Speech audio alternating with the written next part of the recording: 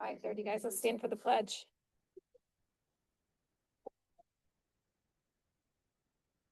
Brenda, you want to lead us in the pledge? Yes, ma'am. I pledge allegiance to the flag of the United States of America and to the republic for which it stands, one nation, under God, indivisible, with liberty and justice for all. Thank you. Roll call. Jenny David, Roger Mayhew, Yes. Charles Wiltie, Present. Craig Scott, Here. Mark Serbrook. Present. Any additions or corrections to the agenda, commissioners? None. I'll make a motion, what is there? Is this on there? Vote on that. All this on there? Yep. Yeah. I'll make a motion, we accept the agenda as presented. Motion, Commissioner Scott, Support. support from Commissioner Mayhew. Any further discussion? All in favor, say aye. Aye. Opposed? Motion carries. Declaration of conflicts of interest. Any commissioners? I really don't feel it's a conflict of interest, but I do want you guys to know that the presentation tonight by Harvest Solar, Jeff Schultz, he's one of the presenters. We've known each other for 30-some years, and I was in his wedding. That definitely eliminates you. Still married, by the way. Congratulations. Any other declarations of conflicts of interest? Review of minutes for August 13th, 2026. Make a motion, we accept the, oh, wait a minute. Oh. Good question I had.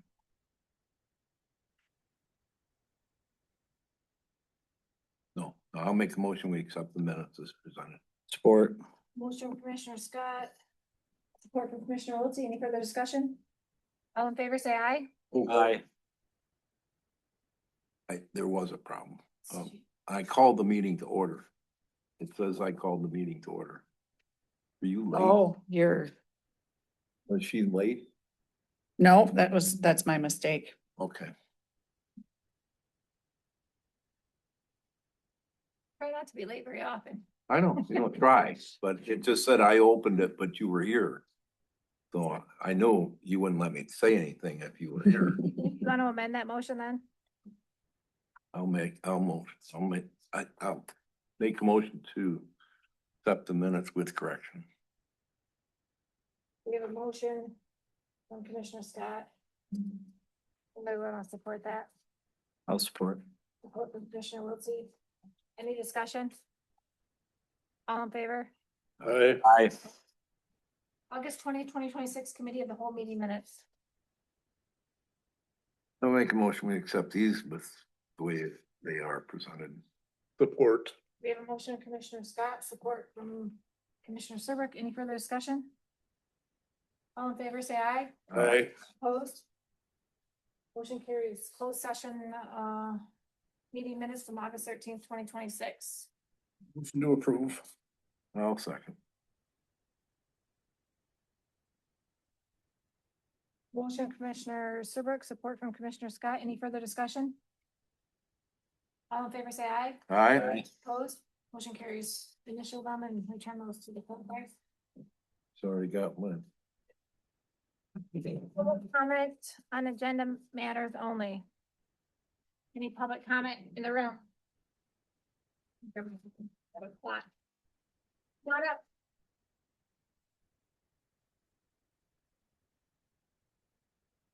See, there's a solar presentation on the agenda, so I'm assuming that if I speak solar, it's on the agenda.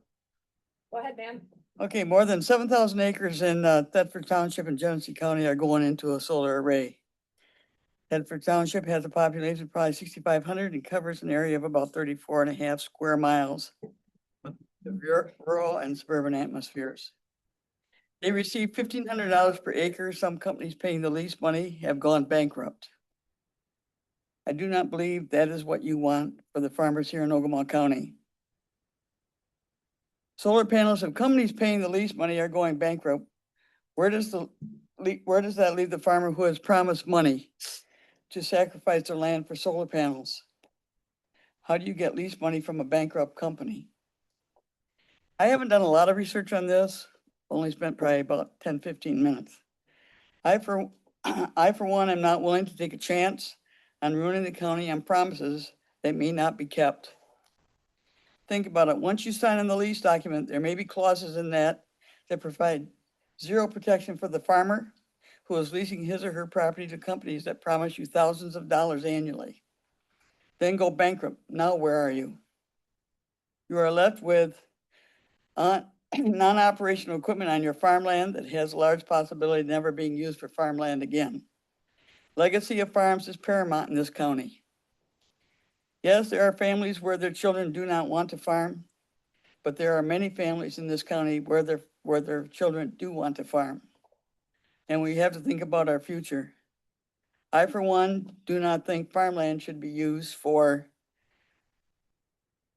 solar panels. If they want to put up solar panels, let them use state land. Buy property from the state and use their land for solar panels, not the farmland that people have worked hard for all their lives and then forced to give it up because a big company wants to come in and put solar panels. I think the state, they need to step up the plate and sell some of their property and do not take the farmland. Because once it's used and once it's ruined, you may never be able to farm that land again. But like I said, I haven't done enough research yet to find out the particulars. I spent probably maybe 10 minutes this afternoon on this. So just some food for thought when you're thinking about solar panels. And I have just begun to research on this subject. Thank you. Any other public comment in the room on agenda items? Any public comment on the phone?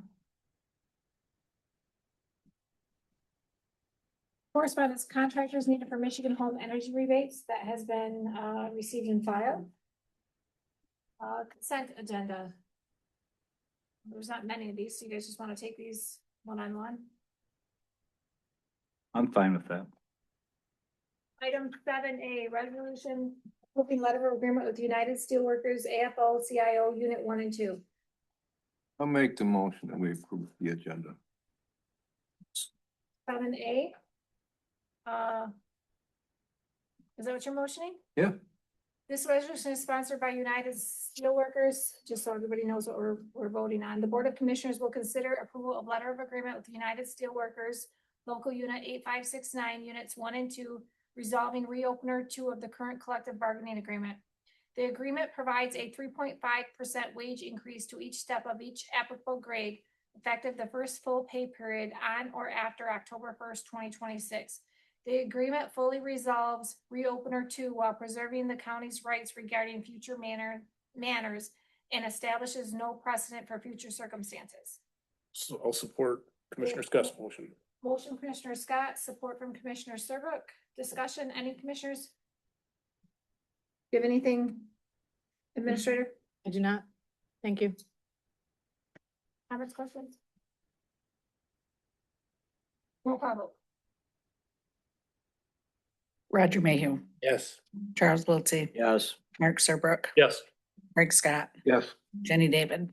Yes. Item 7B, resolution and budget amendments for MERS DC County Clerk calculation.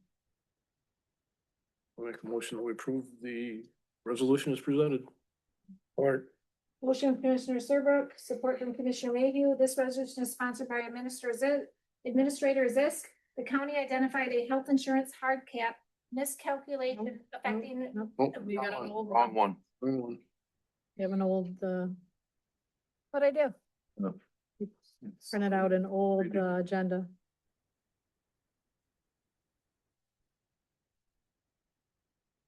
Oh, that's not the right, that's long. That's Okay. too long. During a real fiscal year 2025-2026 budget and MERS retirement expenditures, it was identified that the appropriate MERS defined contribution calculation for the county clerk's office was not correct. As a result, the amount currently appropriated within the clerk's budget is insufficient to cover the county's requirement MERS defined contribution expense for the remainder of the fiscal year. This is a budget calculation and appropriation correction necessary to account for the county's existing MERS retirement obligation properly.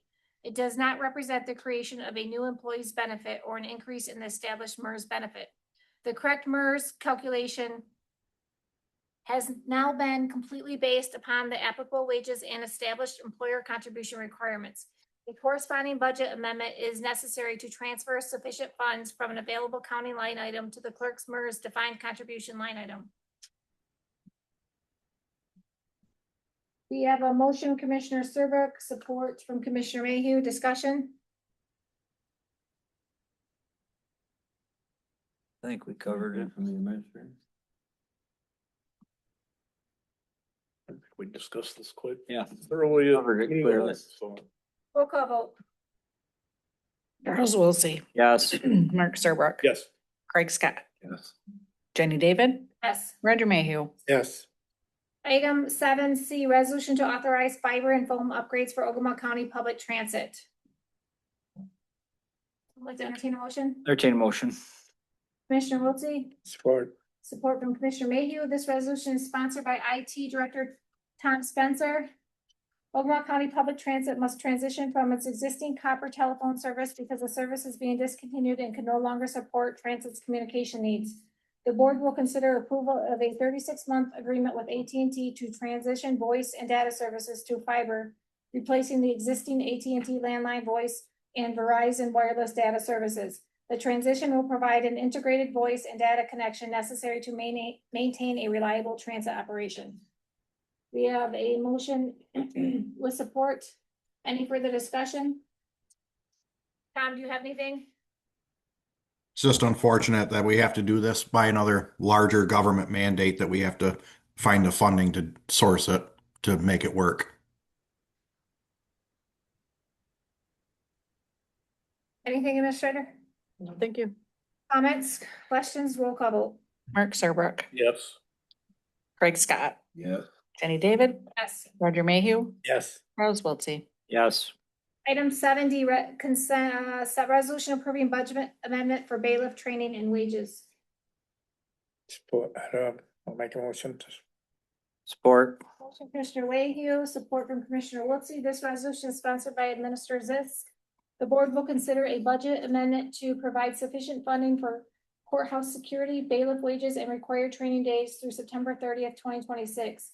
The additional funding will ensure adequate staffing and coverage for court operations for the remainder of fiscal year 2025 and 2026. Discussion? There was some training and claims this week. Yes. Yes. Wasn't much, it was from Kirtland, but. No discussion, roll call vote. Craig Scott, Yes. Jenny David, Yes. Roger Mayhew, Yes. Charles Wiltie, Yes. Mark Serbrook. Yes. Item 8. Did I get them all? I did. It is much different than the one I printed off this morning. Yeah. Item 8, harvest solar presentation by Jeff Schultz and Ken Zabera of Harvest Solar. Come on up, guys.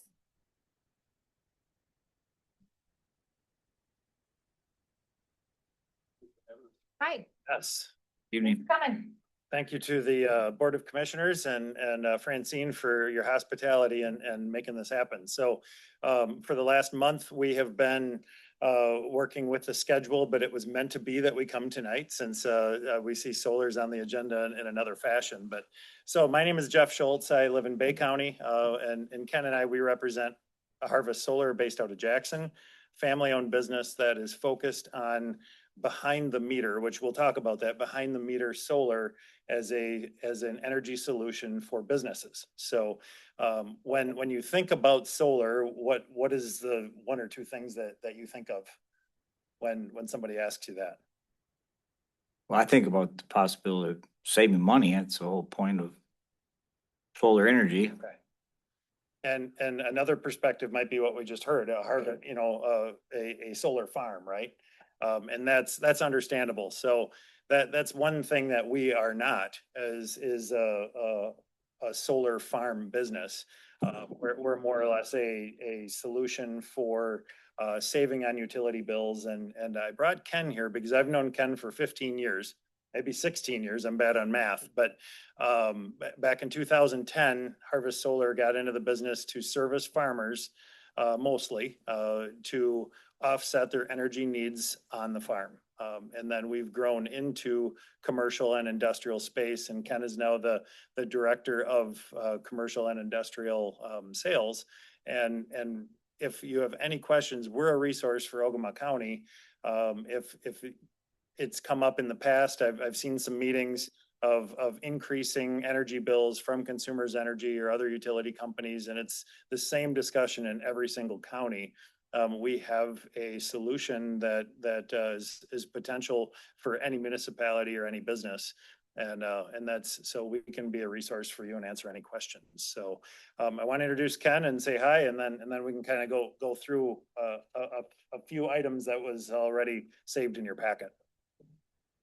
Yeah, thanks. Hey, so I've been with Harvest Solar almost 15 years, and like Jeff said, we specialize in commercial industrial solar projects, especially on farms and rural businesses. So there's a pretty big distinction in terms of land use, and politically and financially, there's a very big distinction between residential, big utility scale solar farm, and then where we're at in that medium commercial industrial. So I just kind of, the biggest thing for me in this kind of setting is talking to municipalities about making that distinction in zoning policies or zoning laws and land use conversations, where we often see, I've seen many times in the past, where from a zoning perspective or really just a big picture mindset, that you've got residential, or if you're not residential, we're, you know, for example, doing a moratorium or not supporting solar in the community. And that middle section is kind of missed. So a lot of times we see negativity around like a dairy farmer putting in a small array on non-tilled land to reduce their operating expenses. And that gets lumped into a 1,000-acre solar farm conversation. So I guess that's one point I wanted to make, is just to understand and make that distinction in general. I've worked with quite a few municipalities. I've done a lot of projects for Jackson County, Calhoun County, City of East Grand Rapids, City of Grand Rapids. It's a lot of different school districts, Sheboygan schools, Jackson schools. So that's kind of my specialty. And the big piece, the other thing I really want to get across is that the more of that medium scale solar project that exists, the more businesses and farms and that medium scale, the more that use solar energy to reduce their own operating expense and reduce their own usage, means that you need less big solar farms on farmland. So it's it's a productive effort towards that conversation. An interesting comment. So I'm probably the first person that's an agronomist that works for Harvest Solar. A certified crop advisor for 23 years, and I help growers make decisions every day on fertility, for pest management, and everything else. So this is very important to me, coming from a family farm. That my perspective too is tillable land it's hard to get that back. So I agree with the position of the public as well. So anyway, we're here to answer any questions and be a resource for whatever questions you might have. Questions, guys? So I was kind of the one that drove this to try to get this conversation started, just because of, being here for almost 4 years and seeing these utility costs that we have here for the county building, the annex, and the jail, and they just continue to increase and increase and increase. So I am not a supporter of solar farms on a large schedule, as in taking up 1,000 acres of our tillable ground. But I have interest and have done some due diligence and homework on your type of business, where you guys support residential or commercial business for the main purpose of offsetting, especially here, our large electrical costs. So I was kind of one that kind of got this ball rolling again because of, we know the cost of the county and we're trying to create sustainability in everything that we do. So I think it's worth the effort to look into it. And one question I have is obviously, I understand there's the upfront costs and you guys would look at this property. You guys would make a decision whether a possibility of going on the roof or find out what other landscape we have close that's not being utilized. And then after that, what do you guys do? You'll put together a package of what that would cost. And then after that, are there any type of grants for county facilities like us? Because again, we've worked really hard the last 4 years to find financial stability and to finally get some fund balance. And we don't have the money just to go and spend $500,000 to put solar panels on the roof. So. I'm gonna take that for it. Yeah, so as a baseline, we would start with how much energy are you using, what time of day, what time of month, what time of year, what utility policy, or excuse me, rate structure are you on? And I'm gonna look at those variables, how much space do you have? And we'll start with kind of a baseline of, based on those variables, you can, or you should do X number of panels that costs this much money as a project cost, and it saves you this much. And that's kind of the baseline. And we often, as you might expect, run into that exact situation where a business or a municipality might say, I see how that can save us a lot of money in the long run, but I don't have $500,000 or $5 or $10 million or a couple $100,000 to invest in this. And so it's very common with projects like this to there are several different creative financing mechanisms to where you can do this with no capital expense, basically. Sometimes that's in the form of a bigger picture energy package, like an ESCO we might work with an ESCO to present a bigger picture, lighting upgrades and mechanical upgrades and solar upgrades as a bigger package. And it would be intentionally structured to where your savings from those measures are more than your payment for those measures. And another way to do it is that we do a lot of times for schools and municipalities is called a power purchase agreement, or PPA. And so in that example, it's like saying, hey, I'll pay for the solar array, and every kilowatt hour that it makes, so you have no investment, no risk, I pay for it and I own it. And every kilowatt hour that it makes, it saves you, let's say, just for example, it saves you 15 cents, and you pay me for that, let's say 14 cents. So you save a much smaller sliver of your electric cost, but you paid nothing for it, and that grows over time as electric rates grow. So my point is there's just a lot of different ways to do it. And what we do is kind of take in the variables and present to you those ideas and options and numbers, and work with you on if and how it makes sense. Commissioner Scott. Well, I'm kind of, these guys were invited here then to talk to us about our alternatives for our power. They have nothing to do with what the planning commission is working on right now, right? No. Well, they're not here to testify to anything. No, this has absolutely nothing, the timing of it is, The timing. it has All right. nothing to do. All right. Well, then, okay, because I gotta tell you, I'm all for solar to take care of my batteries. I mean, my gosh, solar panels on travel trailers are almost a stock item now. If you own a dump trailer, you probably got a solar panel there to charge that battery. There's no reason to plug into the garage anymore. In my township right now, we're putting streetlights up along a walkway, and we're debating whether or not we're going to do solar. Well, geez, we can save a ton of money because we don't have to put wiring in the ground.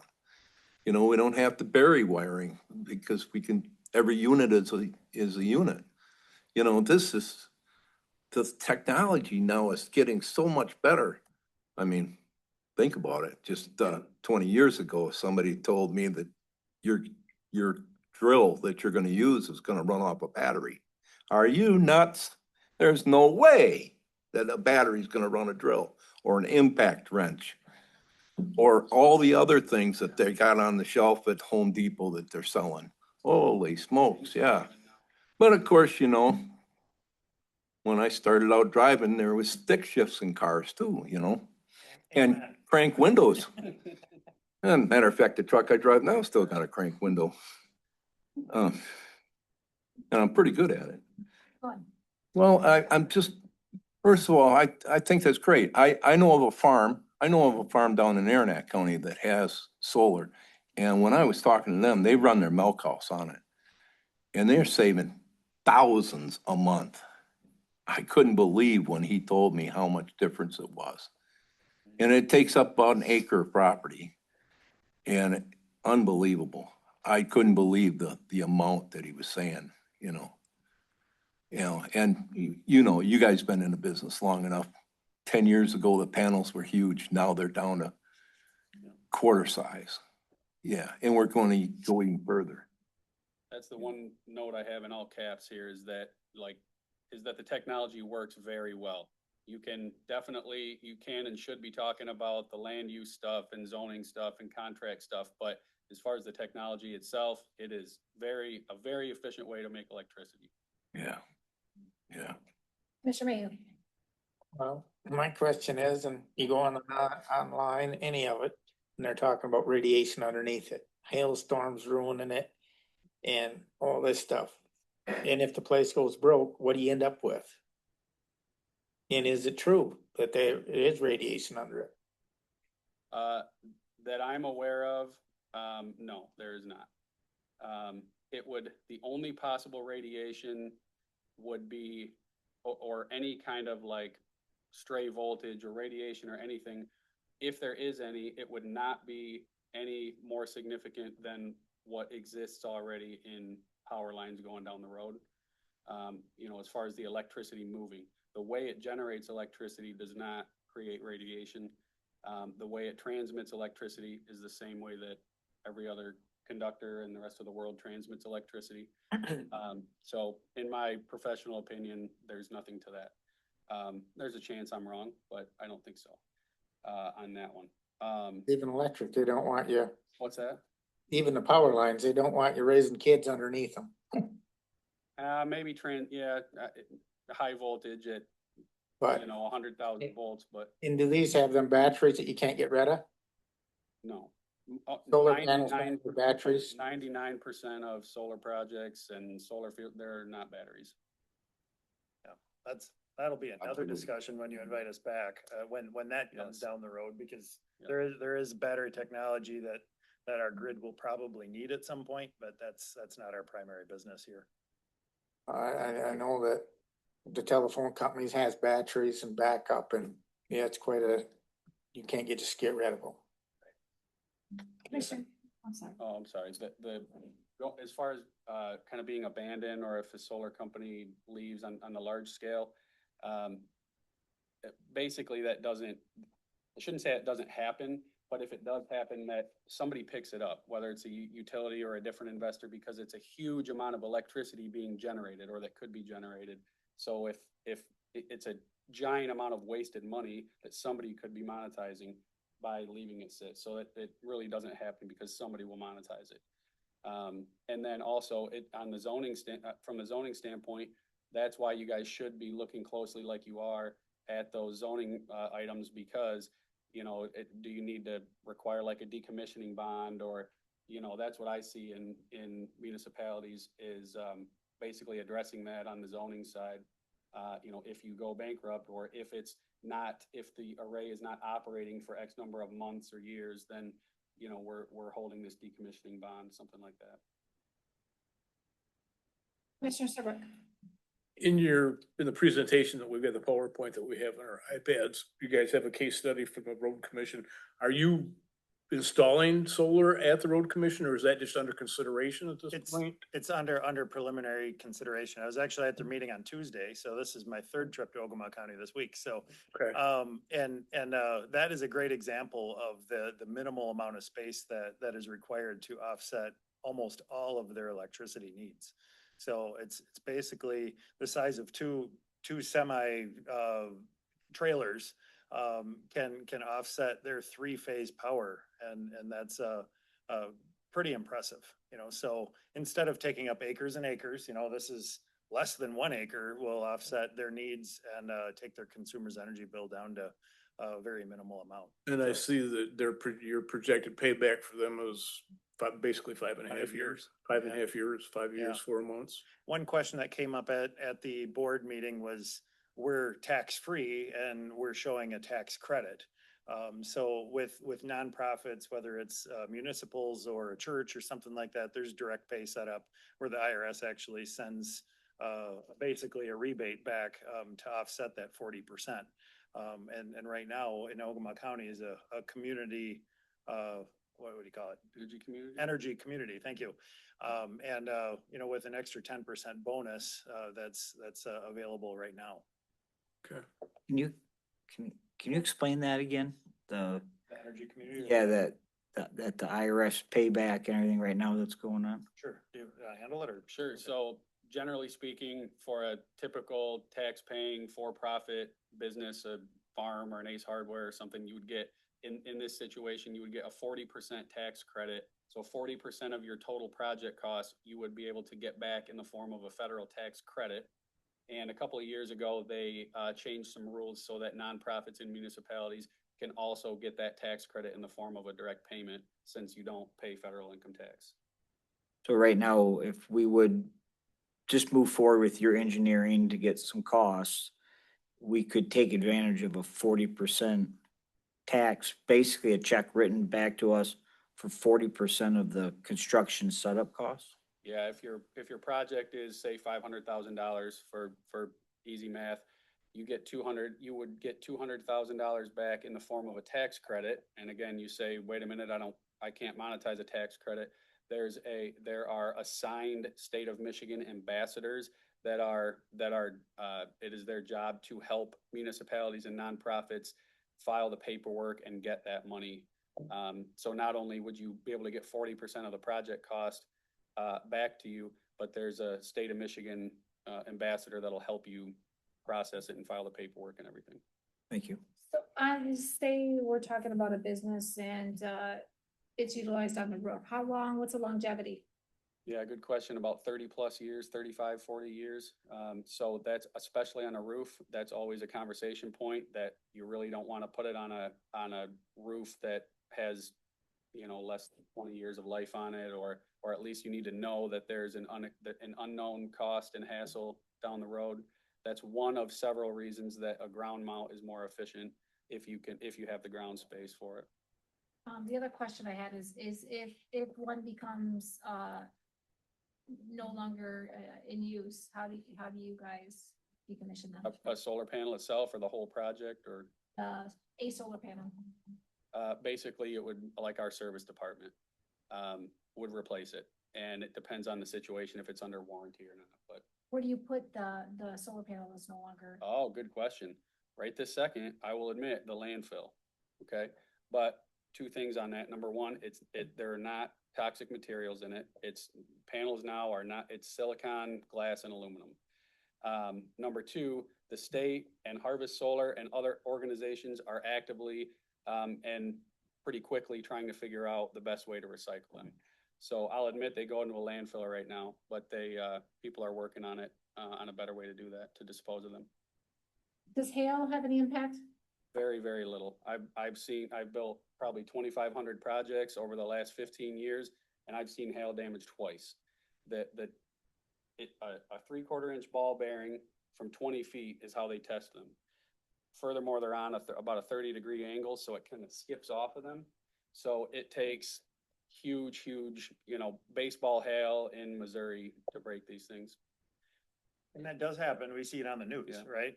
You know, you see the fields of solar and a tornado comes through, and that is a significant insurance claim. I guess quite a That's bit what of that is. research on these. I mean, I'm all in favor of what you guys are offering, 100%. I think if a business should have to supply their own energy, these marijuana facilities should have to supply their own energy, 100% in favor of what you guys are presenting. I'm not in favor of the large scale use that we're going to talk about here shortly. That's a question. Go ahead. How much ground space is needed for approximately a building this size? Yeah, good question. Probably without looking at it in detail, probably a quarter or a half of an acre. You know, like Craig said, you gave the one acre example. 1 acre of panels would be equivalent to $4,000 or $5,000 a month worth of electricity. Thanks, guys. Thank you Thank very you. much for the Good. time. But it is insurable, like you said. Just as if you're building a building. So I don't care how much hail hits it. I'm insured. You want a lot of it to hit it if Yeah. it happens. All right, I know all about deductible. Thanks, guys. Item 8, the resolution approving school resource deputy agreement with West Metro City Schools. Someone wanna, we haven't really talked about this a whole lot. I guess, does somebody want to entertain a motion? Is this on for a motion? It is. I think we discussed it on committee on the whole. It was on at one time. However, the superintendent had stated they wanted to make some changes. So I had to go through their legal and our legal again. But pursuing, because we are in the school year, technically in the contract, speaking to the superintendent yesterday or Tuesday night and wanted to proceed the way it was. This is why it is on your packet for tonight. Our legal team has seen it, has agreed with it. Both legal, from the school and our legal team many a times. Is this Whittemore Prescott as well?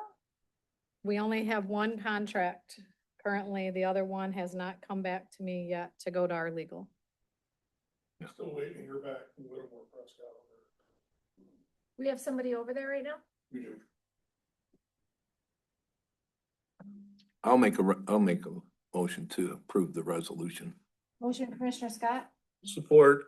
support from Commissioner Serbrook. Discussion, what has changed from last year to this year? Anything? I haven't. Money's changed. The way that we're, collecting the billing, we would only invoice once a year. Previously, previously it was once a year. Now we're doing it monthly. So the billing changed, so there's some accountability. We increased the monies to be covered and covered some overtime back and forth. And so that's what I think we vetted out, correct? Correct, yeah, we were invoicing twice a year. First half, second half. Apologies. Yeah, it's not a big deal, but 95,000, the price went up, mainly due to health insurance costs. And then, like I said, we came to the agreement that it's better suited that it be invoiced monthly, so that way we have a breakdown of overtime costs, and you can close out the fiscal year in September and be starting new again in October 1 with the monthly invoices, so that's where that I came have, from. I have a question for Paul. Right. So I was actually out at Whitmer Prescott on Tuesday, meeting with superintendent, principal, and middle school principal regarding Veterans Memorial Park. And I did see our officer there. I saw that one of the Tahoes was there. What is the reason for, I mean, they're back in school. We have an officer there, which I think is very important. But why is this should have been done in July. I mean, now we have an officer there where I think we all feel that we're being underpaid. I mean, obviously this contract here shows we're asking for more money. Why is that not being done before the school year starts? We started the process. I don't remember when, July, and the process has always been that West Branch Rose City gets settled first, and then we settle with Whittemore Prescott. When it started to drag out with West Branch Rose City, Whittemore fell behind. That's kind of how we got into the situation that we're currently in. Yeah, So, I mean, maybe next year we start in June. well, we tried to start in June, but we got drafts together and then some delays happened, and then the attorneys got involved, especially with the change in the invoice. Correct me if I'm wrong. it was the invoice, and then what I think it was is the superintendent sent it to legal and had some changes. We sent it back and forth quickly. However, they started to make some changes that they wanted to change things that previously we discussed that we thought would be apparent. And I have not seen the other contract. It has not come to me yet. I just requested, because I saw it was included in an email chain, but I was hoping we would do these together and they would be done together. However, I have never met with anyone about that, and I haven't seen a contract to send to legal. So everybody's clear, since we have audience here tonight, the school covers the cost. Both schools individually covers the cost of that officer, correct? 100%. I can speak to the one that you have in front of you because this is an increase in monies. This one does, yes. I haven't seen the other one. I can assume, but I don't want to speak to something I haven't seen and legal hasn't seen yet because it hasn't been agreed upon yet. Questions, Commissioner Scott? Well, I don't have a question. I looked it over. I see we have different language about, we have specific language about overtime and the use of it and what we cover and what we don't. I'm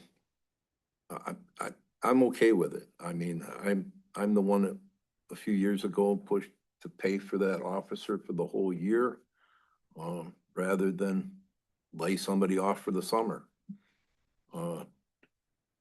That's why that officer is on the roster, is because he's for the school resource. And well, it's two, but yep, that's why I'm made the motion. So it's, the school is paying for 11 months. Is that what I'm reading here correctly? Shall pay Ogemaw County $95,000 for the 2026-2027 school year, payable in 11 monthly installments of $8,636.36. Am I reading that right? That's correct. For Okay, the so- fiscal year, The fiscal year. Right. And There's it 1 month. rolls out. There's 1 month, that's in this fiscal year. We're still in contract in this year. Yeah, we're still in contract this year. So it's one. I understand that. Yeah. But it still says 11 months. 11 payments. 11 payments, right? So we have August 1st, 20. Monthly installments. Yeah, Correct. it covers the year, School year. but it's paid 11 times instead of 6 times or 2 times. The school year's not 11 months. It wasn't 2 months either last time, and we were paying 2 payments then. They're paying from August 1st to June 30th. That was my question. School started Yep, already the month of August and it ends in June. that makes sense. So they're paying 11 payments. 11 months. Correct. Make 11 payments, yes. Okay. Want to make sure we're clear on that. Any other questions? Commissioner Mayhew? No. Commissioner Serbrook? I am just hoping that Whittemore Prescott, bothers me that we have an officer there with we do not have a contract with that school. That needs to get handled sooner than later. So maybe we can put some pressure on, the superintendent or the board or whomever and get that resolved quickly. But I'm fine with this. Absolutely. I like this contract. It's no cost to the county. Don't get me wrong.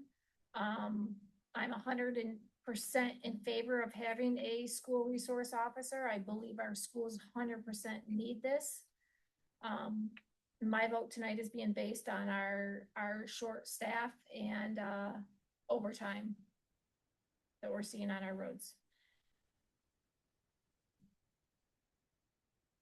Any other comments, questions?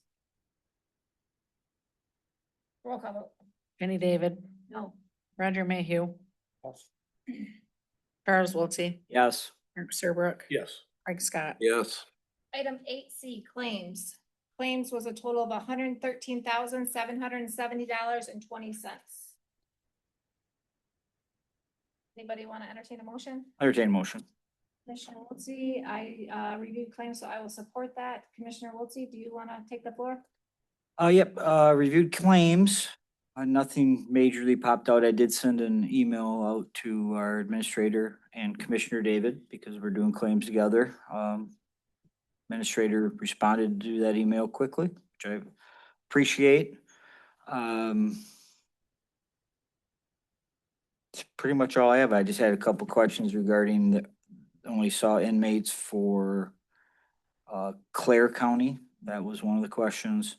A couple other questions, I just was confused on the wording.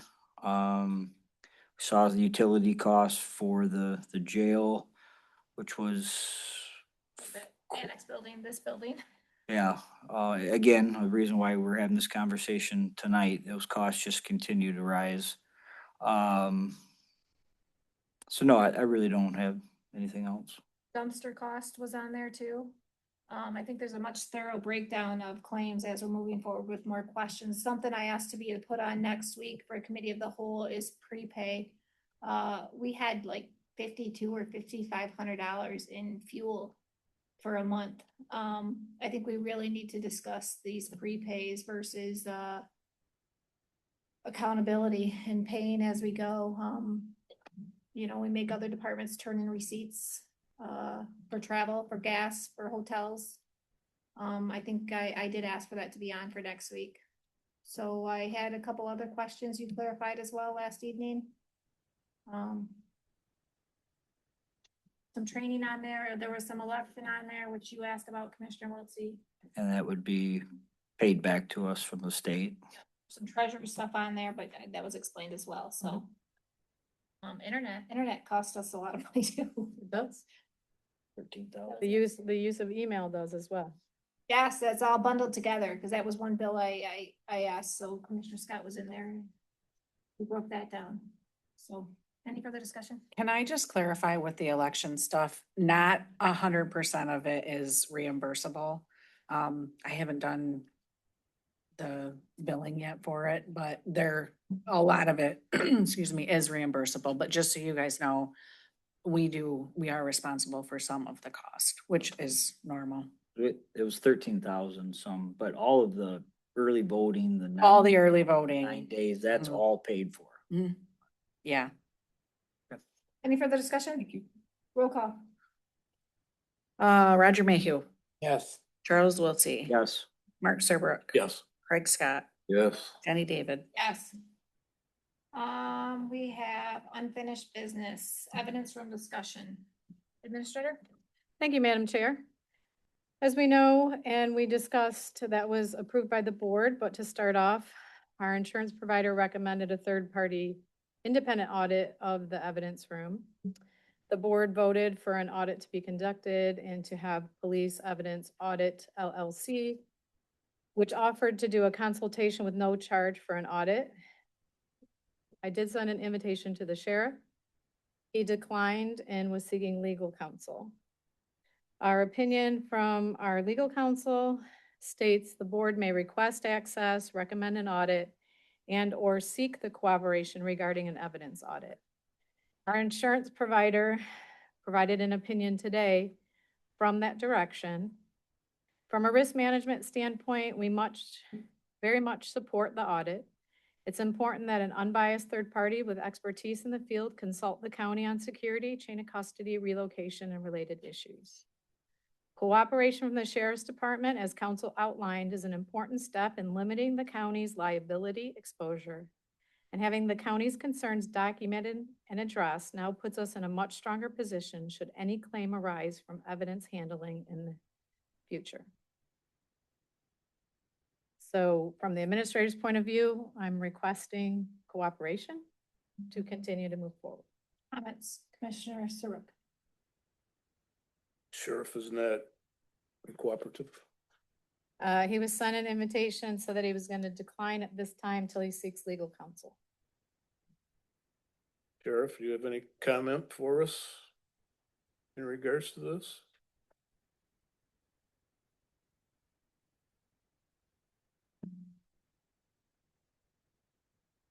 Good evening. Thanks for coming. Yeah, we did move forward. We got the 2 cameras up. Thank you. That was much needed. So that's in there. It's working. Thanks to IT Tom. I did reach out to, legal counsel and, their suggestions to me is, I don't have a problem doing the audit. We've never had a problem with the audit or the property in there. LaDonna's never had a problem. But what was suggested to me is that to conduct this audit, we should have my lieutenant, the sergeant that is in charge of that property, and an outside agency to help in the process. Like an individual from maybe state police, West Branch PD, Roscommon, just another agency to come in. Because when you crack that door open and you start letting people in there, excuse me, civilians, you're all could be subpoenaed into any one of them cases that's involved. We got murder cases in there that could come up for appeals. You may possibly get subpoenaed for that because you broke the plane to go in there. So if I keep this in-house with another agency that is right there beside us, witnessing everything that's done and watching all the transactions of the audit where they sign on a dotted line, we've got that third party that's helping us. That's the way that I was told, suggested to do. I'm sorry. were you- No, I'm good. Thank you. Commissioner, please comment to that. Our insurance provider would like an independent audit. When I spoke with Police Evidence Audit LLC, which was be glad to have a conversation with you, who is ex-law enforcement, specializes this across the nation for this very thing to do. Just recently did Royal Oak Police Department. Does police departments, comes in for this, is the independent agency, understands the nuances. That's why when you had the invitation, I also said whomever you would like to attend. The insurance provider it needs to be an independent audit. And there are agencies who specifically do this for police evidence rooms. This one, again, I said he's ex-law enforcement and was willing to have a conversation, to have what is needed and what they're gonna do to put you at ease. Can we make that happen? So Can you have the conversation at least? I can have a conversation. Let's have a conversation. We are publicly requesting your cooperation in this. And I said I would have a conversation. You'll have I a just don't want, I don't want anybody and everybody going into my property room because I'm responsible for that Correct. going on, I'm responsible for that. So when I heard an agency or an auditing firm from Ohio coming up here, I don't know anything about Ohio. I don't know anything about that firm. Yeah, I'm apprehensive of opening the door up and letting two people in there. Absolutely I am. I read the email. Yeah. It stated you were invited to bring whomever you felt, and this was just for conversation. I read Well, it. I didn't want to answer it until I got my legal involved to give me some legal advice. But you're willing to take and have the conversation. I'm willing to have a conversation. Commissioner Mayhew, Yeah, nothing. Commissioner Serbrook. Storbrick's over there. Yeah, I already thought. Scott's over here. If he's willing to talk to the consultant, so let's get this ball rolling. Commissioner Serbrook. Or Commissioner. Oh, Wilson. my goodness. I'm popular, I guess. Well, it's good to see that the sheriff's willing to sit down and talk. I mean, I think that sometimes, we overreact on certain things, and I'm not pointing fingers, but it is good to see that you're willing to talk. I do have a couple questions, because when this first got brought up, I've had mixed feelings about this. Of course, I want to do this right. This is evidence. This is things that we have to, keep protected to the utmost importance. But the building hasn't been compromised. Nothing's been broken into. There was a lot of things that I felt that we just needed to be able just to sit down and talk about, and we probably could have got through this, I think, without this getting to this point. But I am glad to see that we're at this point now where we can talk and try to get this figured out. The big thing I don't want to see here is in 2 or 3 weeks, you guys are coming back and we're gonna have a $40,000 bill that our county taxpayers have to pay for this audit. Again, I think that they're both sides. There's been some little hyperflation on getting excited on things instead of where we could have just sat down, talked about things, maybe gave it a few days to let things rest before actions happen. I don't know what the costs are gonna be, but it sounds like it could be very expensive. Say free consultation. I understand the free consultation, but I've been hearing on top of that, we're gonna have a free consultation, but then that consultation is gonna tell us how much this audit is gonna cost. And I've heard some numbers on these audits, $40,000, $50,000. I'm just saying, that is a lot of taxpayer money in a situation where the building wasn't broke into, it wasn't compromised. We did have cameras running. We were told cameras weren't running. There's been a lot of things that I feel not done the way it really should have been, when we could just sit down, talk, and try to figure things out.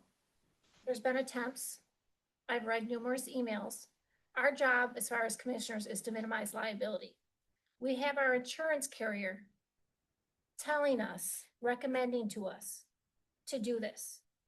We're doing this based on their recommendations. Period. She just read it to you. I heard her. Okay. Like, Commissioner Scott. On that point, I've never heard any money. I don't know. I guess you guys hear a lot more stuff than I do. But I can tell you that we had 2 insurance companies write us letters not to bid the last time we bid it out because of costs and because of liabilities from the sheriff's office. That was specific right in their letters. If anything's gonna cost more money down the road, it's gonna be insurance coverage, because we're not gonna find anybody to cover us.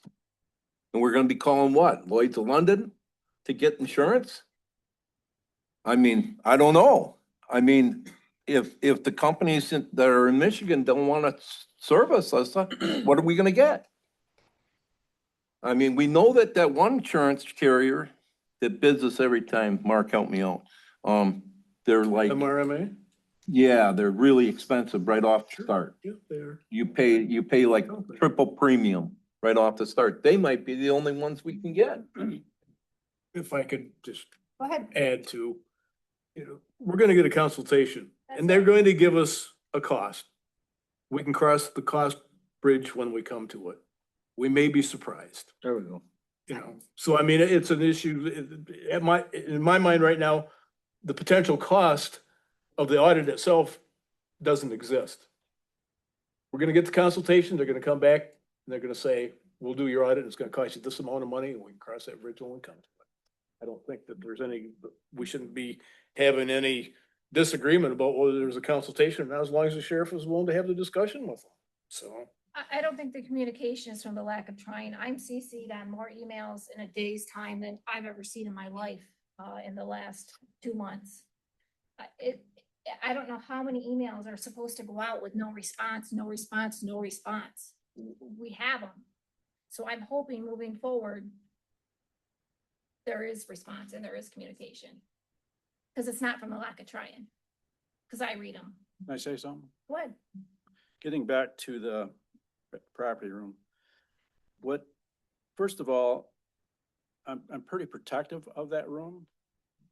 And the reason why I am is because there's a lot of victims. Their cases depend on the property that's in that room.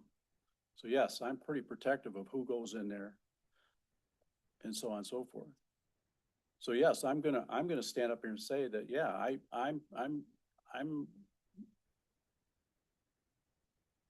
I want to know what's going on, who's going in there and why they're going in there and so on and so forth. So another thing is the cost. Where's that cost going to come out of our budget? We can't afford that kind of cost.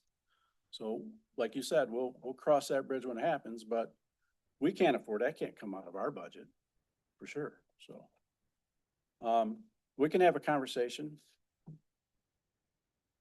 So When this does occur, I'm encouraging you to be present. I'm sorry. When this does occur, I'm encouraging you and whomever you feel or you would like to be there, be present. Oh yeah, absolutely. I would be there. Sure. Thank you. Any questions? Thank you. Item B, moratorium on solar energy planning meeting, August 26, 2026. Ryan, come on up.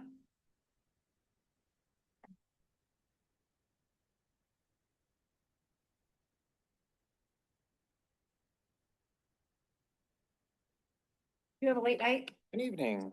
No, I did most of this today.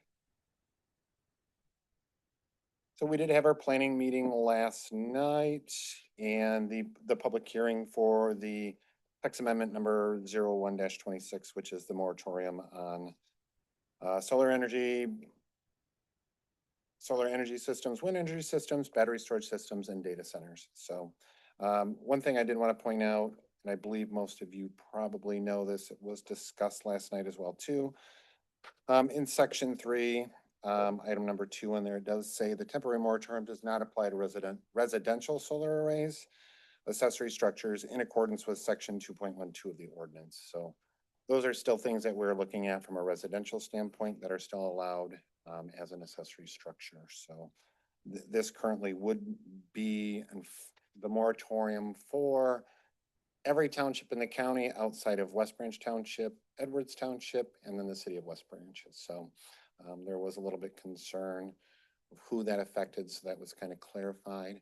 For instance, this building, the annex buildings actually sit within the city of West Branch. I know there was a little bit of talk tonight about the road commission possibly looking at solar for them as well too, and they sit within the boundaries of West Branch Township. So as far as I know, the city does not have any ordinances when it comes to solar.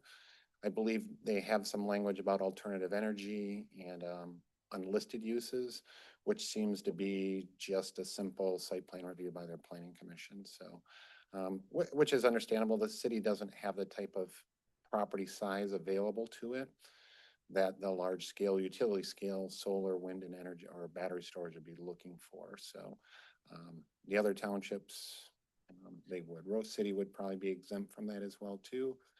The village of Prescott obviously probably doesn't have those size properties as well. But there was a lot of individuals at the meeting last night. We got a lot of good feedback. The minutes for that meeting are attached to your resolution here, in case you want to see kind of what was said. And Did you leave me one? there was one there's set for everybody included. So You got next one. and very appreciative of all the people that came out. It's nice. It's nice to know. I was a little bit concerned with what I was seeing on Facebook that people weren't aware of what this actually was, but the people that did show up at the meeting were very well informed and were kind of supportive of what the moratorium will do and the process that we need to go through to adapt some rules and regulations for these uses. And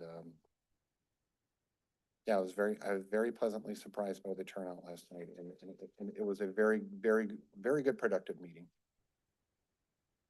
This moratorium, just to be clear, is for 1 year with possibility to. of an Correct. extension. Correct.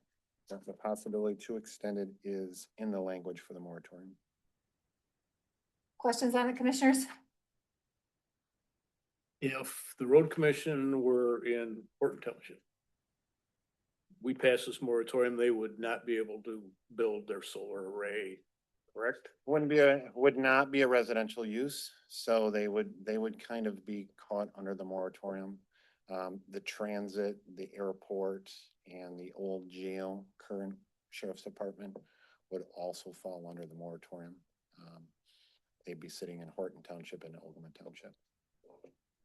Question. What? So obviously I've been very clear of the fact that I do not support solar energy in large masses, as in 1,000 acres, and destroying our very valuable farmland, which is very important to all of us. But kind of a part that's got me a little bugged now is the fact that, the road commission, just like us, is experiencing all of these additional costs, less funding. They're trying to take advantage of an opportunity to save money. And now by us tonight passing this, we're basically telling them, no, sorry, you're not gonna be able to do this now. Now, I'm not even sure 100% if they were gonna vote yes, but it sounded like it was a very promising meeting. Isn't there any way that this can be, because again, I mean, it's for,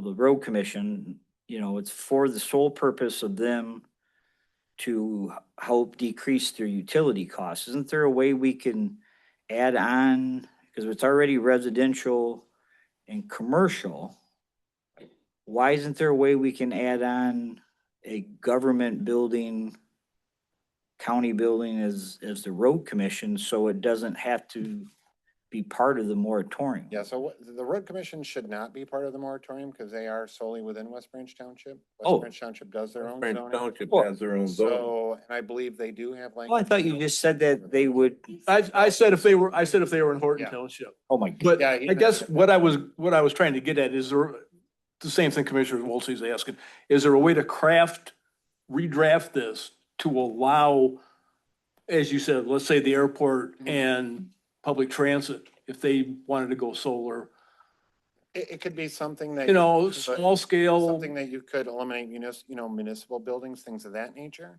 That's my problem with With them this, being in because I don't here. want to see that just cut off. But part of what we're. No, what we're I don't trying to agree with the do- large scale stuff at all. Correct, Don't get correct. me wrong, So, but I, so part of what we're trying to do is come up with solar energy plans, not only for utility scale, but also commercial scale as well too. Things that we should be thinking about in the future that was never really even considered or part of the Public Act 233 of 2023 is, certain size structures that we have. Should we, from zoning, zoning in some communities, I'll use Gaylord as an example. They require, an aspen theme. It's got to be that Nordic theme downtown. It's one of the craziest things I've ever seen. Their McDonald's is in a Nordic theme. Probably doesn't exist in very many places in the United States. With that being said, we should be looking at some of these commercial buildings and requiring them. I'm going to use the Walmarts and the Myers of the world. These large big box stores. Should we be requiring them to not only build these structures that they could handle solar panels on their roofs, but also be requiring it to help reduce their footprint, which in turn kind of should help reduce what we need to put here from a utility scale standpoint. So We have to include this in our zoning. We have to include battery, solar, wind, and data centers. We have to include, but we have to get this right. So what we're asking for is a year to get this right. In the meantime, we're also updating our master plan. So, I mean, this is a perfect example of where we're gonna say in our zoning possibly, Right. let's put them on these large scale buildings. Let's, and that's I don't want to see these guys excluded Yeah. from what they do. I don't want to see us, again, they're, perfect examples you brought up, Brian. Yep. The airport and transit. Number one, they've got the space probably for an operation, systems like these guys are selling. And it would help obviously financially, the county. sure. Whether we could do this building or the jail or whatever, I don't know if it Right. would be fiscally responsible or not, but I think out there it probably would be. Yeah, we're You know. getting all the kickback and the concern from the people who are looking to use solar as to minimize their electrical usage, or to reduce their electrical usage. The biggest kickback and the biggest problem, the issue that we're going to have is, for instance, the use of the farmland for utility Right. scale. And what I would ask of you, planning commission, is to take and, I'm gonna vote yes for this, because I don't want to see data centers and I don't want to see these big, solar panels out in farm fields. But I would ask that you, as Commissioner Davis said, as you go forward, try and draft some specific language into the zoning that would allow commercial municipal buildings to utilize solar. And I don't know how you would word it, but so that they could be basically self-sufficient. Sure. And that's the I- goal. And that okay. is the goal. Thank you.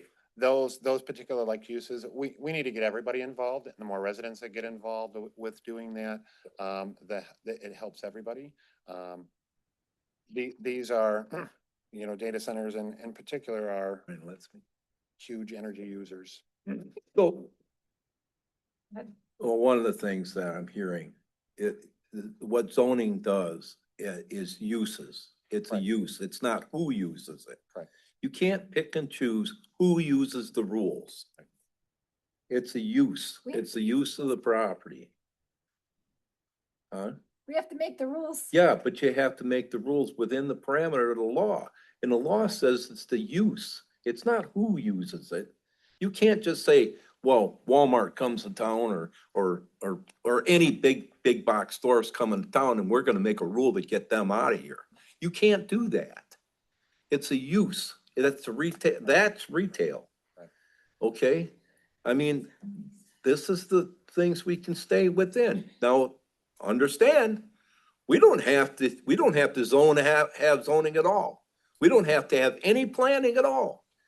The county here does it because the townships out there don't want to do it. We've hassled this back and forth so many times. We do it, and then we have to make up the rules for the farmland in Logan to the lakes and the resorts in Foster. And you got to come up with the same rule for everybody. Yeah. No. The You The really effect want to of- tighten up your zoning? Do your own township and tighten it up. the effects. Edward is here, he'll tell you, Yeah, and you're in the West Branch, you know what you're talking about. Yeah, the effects of this are, they differ from township to township as well, too, you know, Yeah, it does. where they're looking to put these utility scale, solar wind areas are, especially on the solar side, are very few and far between because they have to be within location of the grid, so. Right. They're not looking in some of the deepest, darkest rural areas that we have here in, Ogemaw County, and that's part of the problem as well too, but this whole energy solution is a whole. It's not only utility scale, it does fall to residential, commercial usage as well too, and that's one of the biggest issues I have with the Public Act that was passed is that there wasn't a whole lot of thought to put in there about commercial size, large scale. There's a lot of places that are doing a lot of things that are doing a lot of good things with solar. MSU is putting them on some of their carports down on campus. I've seen, I don't know if it's here in the US, but they make panels that people can hang off the balconies of their apartments that Absolutely. help kind of do that. Absolutely, but I think this planning commission needs to get ahead of this game. And you guys need to, because just like Commissioner David said, the law says that you gotta give them a place to put this stuff. And there are some Better not kick the communities- can down the road and a year from now, we're sitting here, gonna have to swallow the poison pill. Yeah, there are some communities. I know like in Ann Arbor, I've read some articles on some neighborhood collectives that they're looking at doing with solar and things of that nature. Last night about forming some workshops. I mean, there was a lot of community there. Commissioner Wiltie was there as well. Since we started talking about this moratorium, a couple months back, there's been a lot of townships and counties in Michigan that has passed these. So this is kind of where everybody's at right now that says, hey, let's pause this. Let's figure this out. Let's do this right. Moratorium is a can you set down. Right. On the ground and you kick it. That's They're- what a moratorium is. If you don't use the time in the moratorium to solve your problem, you're just gonna kick that can down the road. When you say this is for 1 year, you're getting, if you're gonna be the county that's gonna set that can down 1 year from now and figure on getting there so you can kick it again. Remember that government's gonna come change in January. So this just pauses us. And Things change. All to this to me is not a can, it's a pause. Okay. Commissioner Wiltie. well, I definitely think Commissioner Scott, and I understand what he's saying, but I think if he would have been at the meeting last night, he would have seen that the planning committee, you guys realize the importance of taking this period, and you're not gonna just sit there. You guys have already talked about, as Commissioner David said, getting some task force together, getting some groups. You're gonna bring in people with outside knowledge because you guys have admitted you need more information. You need to be educated. You guys are gonna do this. I think if you would have been there last night, Commissioner Scott, you probably would have not even talked about the kick this can thing. But either way, I support this, and I feel you guys are gonna do a good job in this pause time to really make some smart decisions. But to support what Commissioner Serbrook said, yes, please put into consideration these commercial businesses, these larger residential businesses, these people that really could use these type of programs as what was presented to us tonight to save costs on utilities. Because that's a whole nother thing that I think we need to talk about down the road, is getting our state legislators here and find out, and we need to get figured out why they continue to allow these hike increases for consumers' energy for DTE. It's not sustainable to our residents. This is outrageous what's going on. And I think that's another conversation that we have eventually down the road. Anybody like to entertain a motion? I'll entertain motion. Support. Report from Commissioner Serbrook. Any further comments? Just so we're clear, I did seek legal opinion to verify that I was able to vote on this, and it is clear that there is no conflict of interest. I do have the right to vote on this. And the reason being, I live in Logan Township, and that's where currently one of the large solar farms is being presented. Absolutely. I wouldn't think you could abstain for that. You don't own the property they're gonna put it on, so, There's no financial gain here. so, yeah, you don't have no reason to abstain. You have to vote on it. The question was asked, so for liability reasons, I sought legal opinion, which I felt was right to do. So, roll call vote. Charles Wiltie, Yes. Mark Serbrook, Yes. Craig Scott, Vote yes. Jenny David, Roger Mayhew. Kick that can down the road. Thanks, Brian. Thank you. Appreciate your support and we will get to work. Just so you're aware, after the meeting last, Right guys, then, the administrator was there last night, the speaker system in that, just in the public that was there, we apologize, it was very poor, we are getting that fixed. So you're gonna see it on Yes. committee of whole next week. Yep, I did talk to Tom about it today and he said he did receive an email, I believe, or a text from you. So- Yes, and he just So- emailed me again, and you'll see it on committee on And I the think all that's of our something we can options. do for not a whole lot. It needs to be done. Yes, it does. That was embarrassing. Yeah. Thank you. Can I make one comment? I'll wait till matters then. Administrator position. We've talked about this on several dates, and the data requested still hasn't been provided. I think all the commissioners have received an email requesting again some specific questions. Looking at and doing the budget, I look at the fiscal responsibility of Ogemaw County and my position as an administrator to justify positions that I don't understand. And as we saw that at a meeting of how many people we have, what functions there are, what we're doing. So we've talked about this a lot, and I'd just like to ask, what is our fiscal responsibility to fund positions that have no data or understanding of their job? Comments, Commissioner Serbrook. I would be in 100% agreement to eliminate the jail administrator's position from the fiscal year 27 budget. Commissioner Mayhew. Support. Commissioner Scott.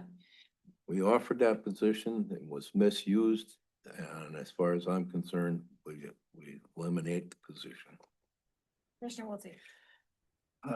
This is a tough one for me. Obviously, closing the jail down a couple years ago was a huge decision for all of us, but obviously it was what needed to happen. Numbers don't lie.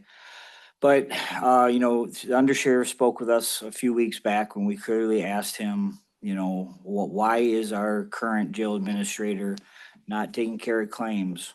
Why is our current jail administrator, let's see, what did we have? We had claims was one item. Budget was a big item. So that was very concerning, and Paul did say, under sheriff, that this is the way it's always been, and that I am gonna move forward and start teaching the jail administrator these items.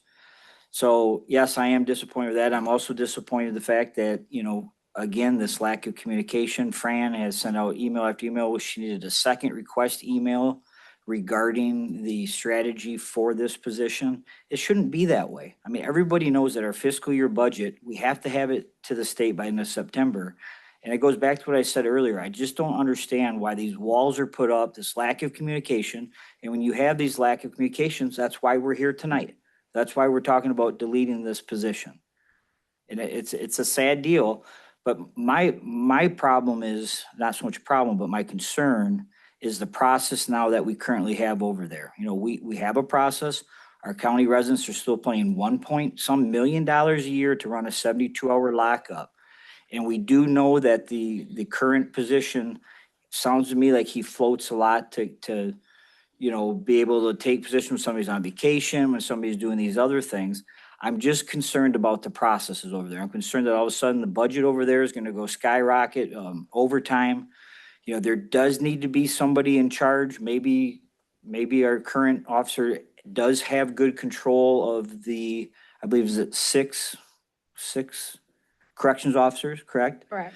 So, you know, maybe he does have good control, good communication with them. They do look at him as the leader of the group to go with. I mean, we need to have leaders.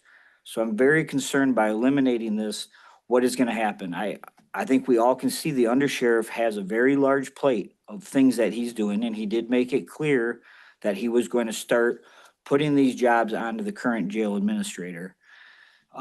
Yes, disappointed that we're this far into this process and this is still the case, but I think there's also a process of the actions, what's going on in that jail that we need to have hard conversations on. So I have a lot of mixed feelings on this. Had you guys talked about this in previous law enforcement committee meetings? Well, it was nice to see that the jail administrator, when he can, he has come to the meetings, you know, and he would discuss with us certain things. We never really got into like the brass tacks of, you know, are you currently working on the budget, getting ready to sit down and talk strategy with our administrator? We never had those conversations. Looking back at it, I wish we would have. But he did show up. He was there. You know, obviously we've had a few things that we've talked with, some problems over the last year. He was always there to talk about those problems. But when it comes to budget claims, I had no idea that he wasn't reviewing claims until it was brought to us just recently. So no, looking back at it again as chair of the law enforcement committee, I guess I should have done better with that, and moving forward, no matter what we decide, it'll be more of a agenda item. But no, not a lot of conversations regarding budget and stuff Commissioner like Serbrook, that. can you add to that at all? No, I don't sit on law enforcement. Commissioner Scott does. Mr. Scott, I am. Well, I have to make decisions based on the knowledge that I have and the data that I have. And if I don't have data, then I have to make decisions based on what I have. And just like this last vote that you could not abstain from, I cannot abstain from many, many votes. And I have to work with what I got. And if a department doesn't want to give the commissioners data to make good decisions or make decisions, then I have to use what I got. Use what I got. You know, what's alarming to me is I don't know what took place in the law enforcement committee meetings, the two of you attend them. I was under the understanding that there wasn't a lot of participation until someone would have reached out and asked, and maybe I was misinformed, but you know, this was brought up last week. It was last meeting, correct? Or 2 weeks ago? 2 weeks ago at a regular meeting, or was it committee of the whole? Got brought up at a regular meeting and then we discussed it in committee of the whole last week. This was brought up, the duties, job description, I mean, and this was pretty much on the chopping block the last time we talked about it, and I don't recall if it was a week or two ago.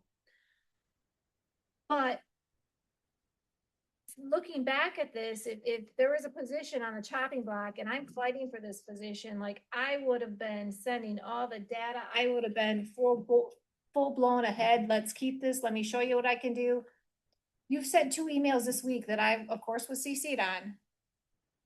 And you asked for data. All you're asking for is data that, from my understanding, you can get from the system, a system that we have access to. Am I correct on that? It is my understanding from my previous experience, and I just confirmed with Commissioner Serbrook tonight that if that's possible, we had that conversation. And I asked, is that possible to get the data that I was requesting, because everybody on the commission was CC'd on that. If the system's the way it was, that information should be readily available.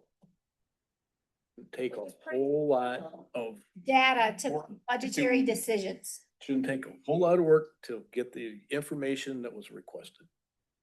Again, I have not worked there for a number of years, but with the system that was in place, And I think that data was available. and I think it was explained, it's not for the budget purposes, as we're looking to try to understand that picture. We're trying to understand how housing works, How long are the inmates there before they're transported to another jail? How many people are on staff? The whole picture has to do with the budget for our understanding of the dynamics of how it works for us to make a decision. But as you saw when we were discussing it, I had 3 conflicting versions of the makeup of the internal process. And we've been talking about requesting housing data, which is very important, which has to do with our claims. We pay medical insurance that has to do with our claims. All of it is a continuum data of financial cost to Ogemaw County. It's our financial responsibility to look at what is factual, what is the data, what are we paying for, is it accurate?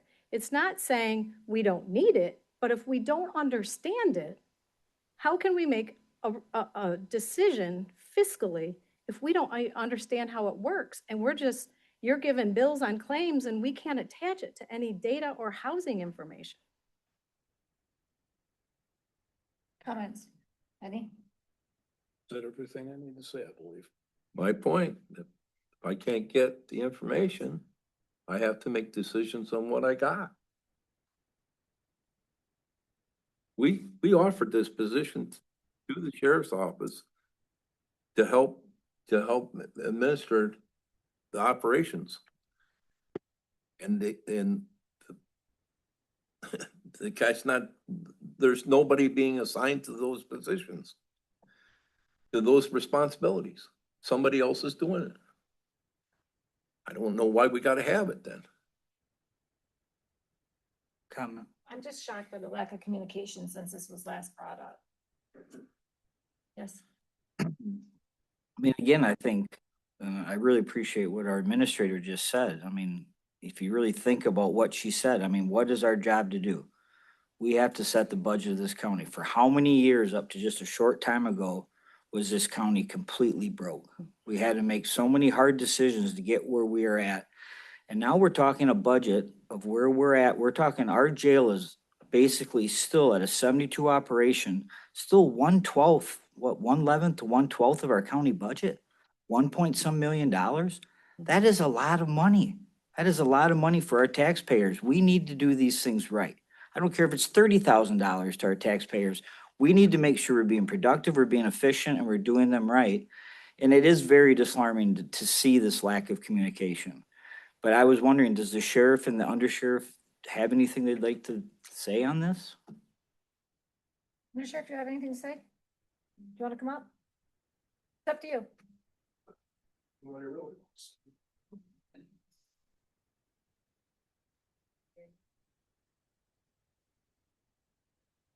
Mr. Serbrook, I wish you would come over maybe tomorrow and take a look at the jail thing. I think some of the stuff that was been talked about, I talked to a previous undersheriff, and I think there's some miscommunication as far as what the undersheriff and jail administrator have done. Monday. Monday, I won't be around tomorrow, but I will come over Monday if you'd like me to. I'll be more than happy to. the jail administrator does a lot of things. The position this position description was created back when we first created this new experiment, closed down the jail. And we had the problem with the jail lieutenant. It was created here. I don't even know that the sheriff has adopted that jail administrator position. The sheriff assigns the work duties within the sheriff's office. The jail administrator currently, he's doing scheduling, shift fills, communication with other jails, outdates, all this different type of stuff. As far as the stats, there's not a button that we can push to get how many hours they were in there. We might be able to condense that from what we got. Raggles is working with Motorola, which is the current system.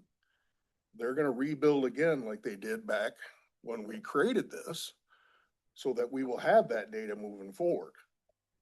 The stuff that we pulled up, we provided, you've seen that. So the next step is to look at that and see if we can get the hours, how many hours are in the facility. But moving forward, now that we know we want that, once it's built, that'll be answered. I'd like to say something. Go ahead.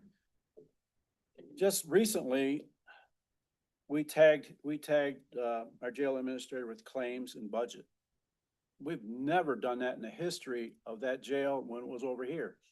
I would disagree with you 100%. What did you do? I, Did you do the? I, claims? I took And it. everything. I sat down with the old administrator when I was under sheriff. He developed the budget. We sat down together and discussed that budget, but Steve Pizzalo, when he was in charge of the jail, developed the budget. The undersheriff did not develop that budget. For the 11 years I was under sheriff, I never developed a jail But budget. everything came from there to the sheriff to sign it. Exactly. It's the sheriff's budget. But you have that person that is the quote subject matter expert. The sheriffs I served under did not have the subject matter expertise to develop a jail budget. I, as undersheriff, did not have the expertise to develop a jail budget. The person that operated that, ran that jail, the jail administrator, the jail sergeant at the time, had the expertise. He knew what his costs were gonna be. We sat down together after he developed a budget and we went over it so I could explain, because I'm the one that presented to the County Board of Commissioners, if the Board of Commissioners had any questions, that I could answer them. But I did not develop that budget. The person that was in charge of that jail, again, being at the time a jail sergeant, was the one that developed the budget. It sounds like maybe you should have come over there and help us. I offered, Help us- when you took office, I said, if there's anything I can do to help, let me know. Yeah. And we talked a couple of times and We then I didn't never- hear from you again, so. Go ahead. You didn't reach out to me, Brian. I told you from the very beginning. Told you that. You know the struggles we had with that budget. Why don't you just Why didn't you pick call? up? Why? Because it's always been the undersheriff doing it, running the whole thing. That's the way it's been, that I know of. And now we're gonna change it, which we don't have a problem in changing it. But you gotta give us a chance to develop the system that you want us to do. That's where I'm at. Again, all I can tell you is when you took office, I took an offer and said, if there's anything you need, please let me know. And we did have a couple of discussions and then I didn't hear from you again. So I didn't think you wanted my help. Oh, well, All right? If I don't hear, if somebody doesn't, when I offer my help and if somebody doesn't reach out, I just figured they don't want to hear from me again, so. Let's move forward, guys. well, I just hate to see the carpet pulled out from this guy and not give him a chance at it. That's where I'm at. Yeah, I understand what you're saying, but I don't think that he is doing the jail administrator position. So why are we paying him jail administrator wages? He's basically a corrections officer, in my opinion. We have to do a motion on this? But this is gonna be part of the next budget, pardon me? If we eliminate. If we eliminate it, you do, or it comes to committee on the whole Thursday night. Can I make a comment? Well, I wish it wouldn't have to taken to this point to have this communication, but now that we did have this communication, can we table this?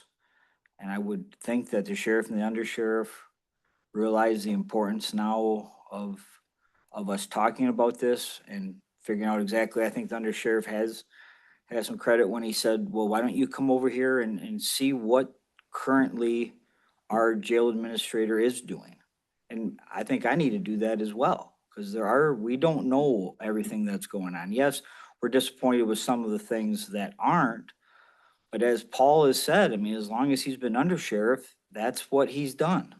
So I would like to give this an opportunity. I understand that, we're here at the end of August already, but let's have a little more conversation. Let's let Commissioner Serbrook go over to the jail on Monday. I'd like to go over to the jail as well.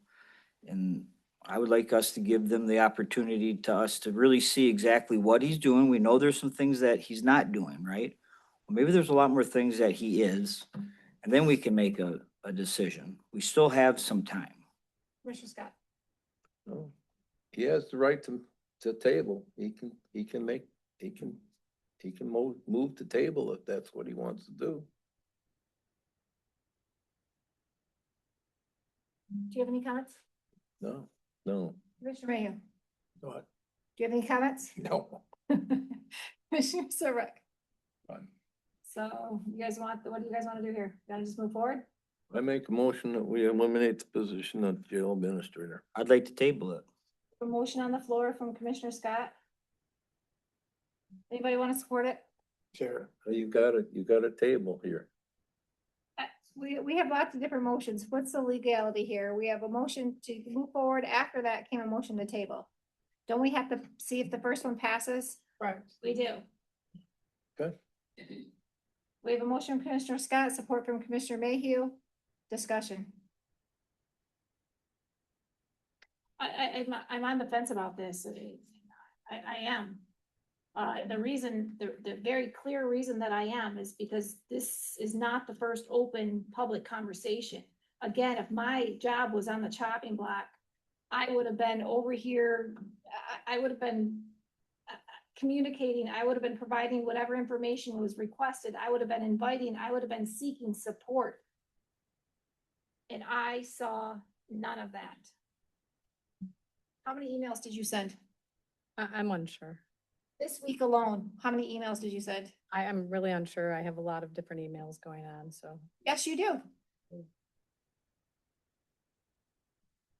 But I would just make a suggestion, if I can, when the undersheriff stated they're working on the data to build the system. The data we were asking, you can take what time the inmate was booked into Ogemaw County and what time did you take them to another jail. You can really, you don't need a system to do that. You compare a list. Now, I'm guessing that there may be at the most 10 to 12, if the most, 1 to 10 people a day.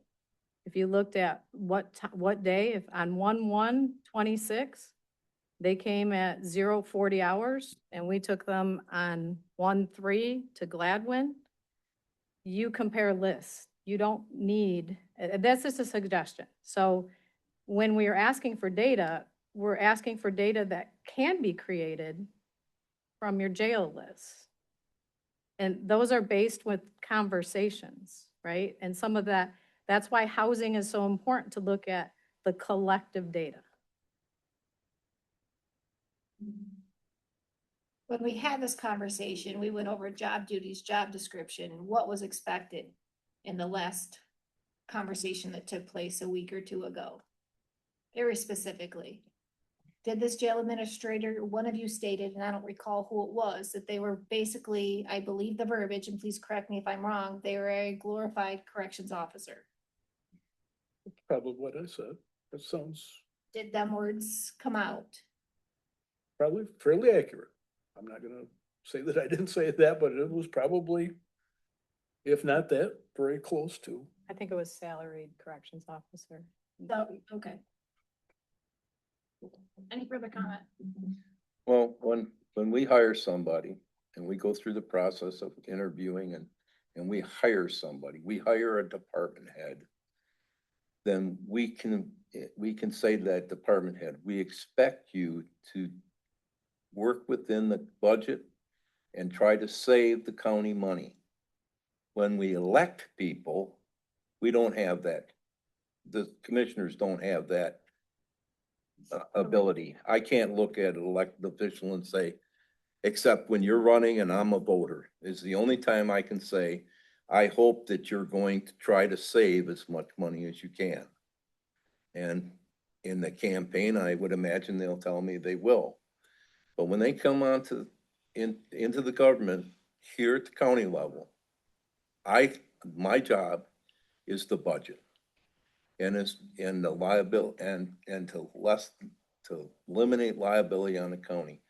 If an elected official does not want to try to save money, and an elected official wants to just spend money, wants to employ more people just to make sure that they get more money, I have no control over that except that I can make motions to reduce a budget. That's the only thing I have. I can't tell an elected official how to run their department. I can tell the department head that I hire, we can do that. But in the state of Michigan, if they're elected, I'm not gonna tell them how to run it, but I would hope that they're gonna be responsible to the, not only to their job, but to the taxpayer. And if they don't want to be, I have little control over it. Madam Chair, can I interject? We've had a lot of discussion about this. I think everyone is clear what data is requested.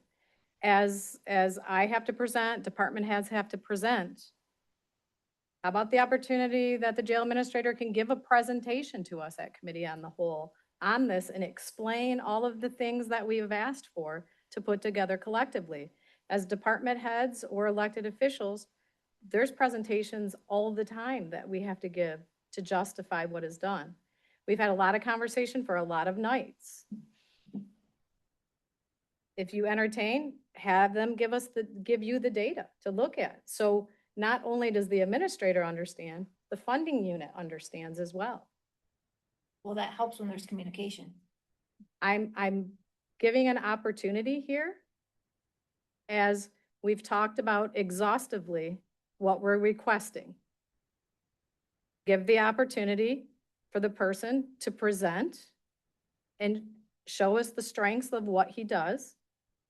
How many people are housed? You've seen the data that I've requested. Have an opportunity to do a presentation. Do you feel he'd be willing to do that at next week's Committee of the Whole? Him specifically, can you guys speak on his behalf before we make our vote? Is that a yes next week at the Committee of the Whole? Okay, And who's that gonna be with? So we can be specific on the agenda. Is the jail administrator gonna be presenting? yes, the jail administrator, this is his position. This falls underneath his job description.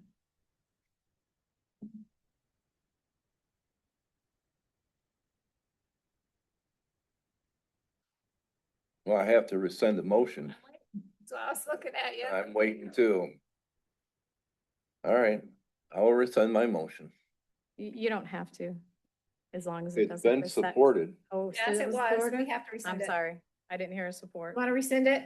Yeah, I will. Sorry, Commissioner Mayhew.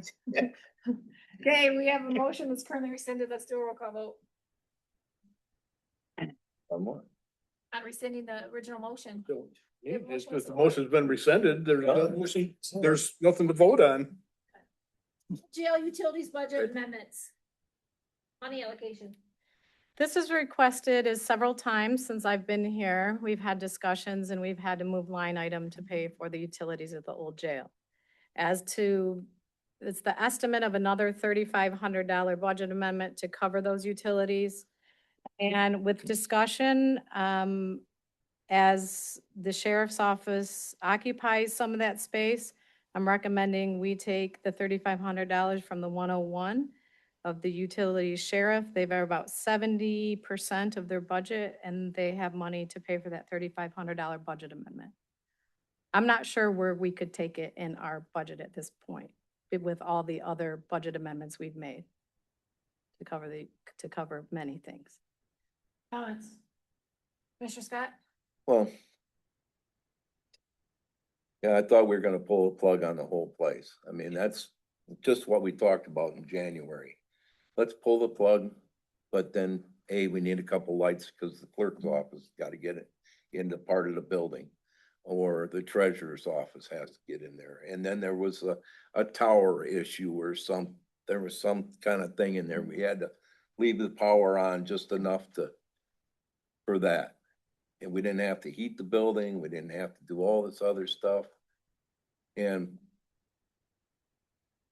it was suggested right in the meeting that why don't we just pull the plug and not have any electricity in there to have to pay for anything. Then all of a sudden, surprise, surprise, we got dehumidifiers running in there, soaking up thousands of dollars in electricity. I think we got to determine what are we going to use this building for? We've talked about advertising for some kind of bid price on how much it costs to tear the thing down. Now all of a sudden I can't tear it down because somebody wants to use it. Of course, we didn't know anything about it. Another secret, put stuff in there and not tell us what the heck's going on. So are we gonna use the building or not? Are we gonna use it until the roof falls in? this point in time, we have to. Okay, So do you want to do this budget amendment? yeah, Commissioner I'm Wiltie? gonna, yeah, we're gonna do the budget then. Yeah, I do, but I think the motion's in play as much as, you know, we've had some conversations regarding the evidence room and everything else, but the motion's in play now, right? We're gonna follow this through. We've already started the conversations of moving the evidence room over to the jail where it should be. We might have to do possibly a little bit of construction or something, but right, that conversation has started. So we gotta go through this audit, get this taken care of, and I think if we can somehow do a collaboration from the audit to moving, it should be all done at one time if possible. We need to get it moved over there. We need to get this place closed down. We need to get an RFP to see what these costs would be to get this tore down. You know, we have options to work with the land bank. We have Nicole Cooper's now running that, and, you know, the budget's coming out, we hopefully some money. I think we could possibly work with the land bank. We gotta get this building knocked down. We need parking. There's a lot of things that we can do. But the motion's in play, but as soon as we can, I think that evidence room needs to be moved over where it needs to be at the jail. And that's in play, so. The only issue is we're over budget in the utilities to pay for this, so I have to move a line item. And I said Yeah, right yeah, away when I started on yeah, my little, I got winded, I understand, but I said yes. Commissioner Mayo, Sorry, I didn't. yeah. No, you're fine, Yeah. you're fine. Said are yeah. you okay with the budget adjustment? Yeah, This we specific, gotta- that's the question. We gotta pay for it somehow. Commissioner Serbrook, Do we need a motion to take and do this? I can put it on a budget amendment, but it was asked to by. I'm completely in favor by of the moving board that chair 30 to put- by moving that $3,500 from 101,301 to. yeah, can you put it how you've been putting it? I will in do the that for committee on the whole. I was looking for direction. Thank you. Administrator's report. Oh, thank you.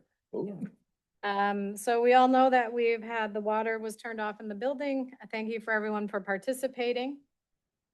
I learned more about pH levels with our boiler systems, which you have received. I'm excited. First of all, I want to thank Chris Casey, our maintenance. He came in on his day off when I called him.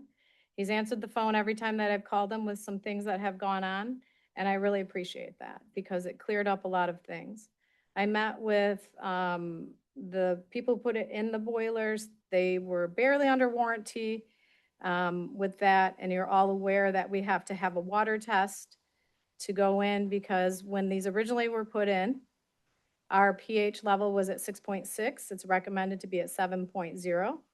Therefore, the boilers had, Ron believes that there was a manufacturing defect because both of these boilers came off in unison off the line.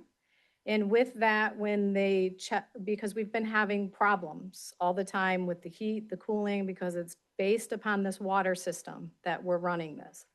So when we had the issues with the fire alarm, they're all related to one thing.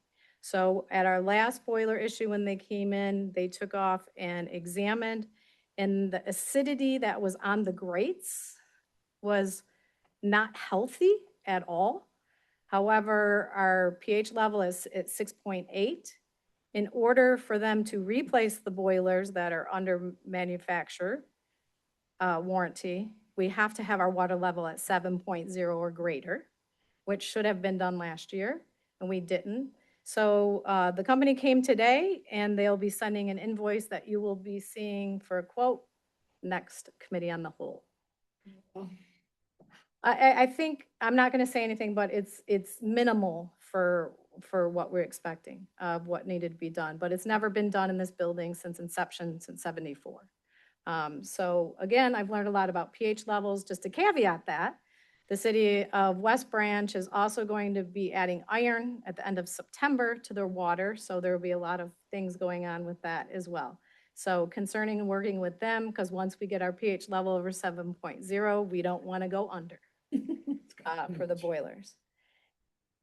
Working with, finding out the housing situation, working with Nicole, some other entities, and you'll be seeing that on Committee of the Whole next week as well, working with the bailiffs, getting their training scheduled. They are now, their office is located with all their equipment. In my old office, had department head training with Michigan State Police. As I told you in September, we have HR training coming in and liability training in October. I I attended FOIA training. I completed on the weekend my governmental accounting for non-accountants, currently enrolled in ethics and finance for government, and working on and accepted into the certified financial manager program. You also attended planning, zoning. I did and I'm really glad I did because the acoustics were terrible.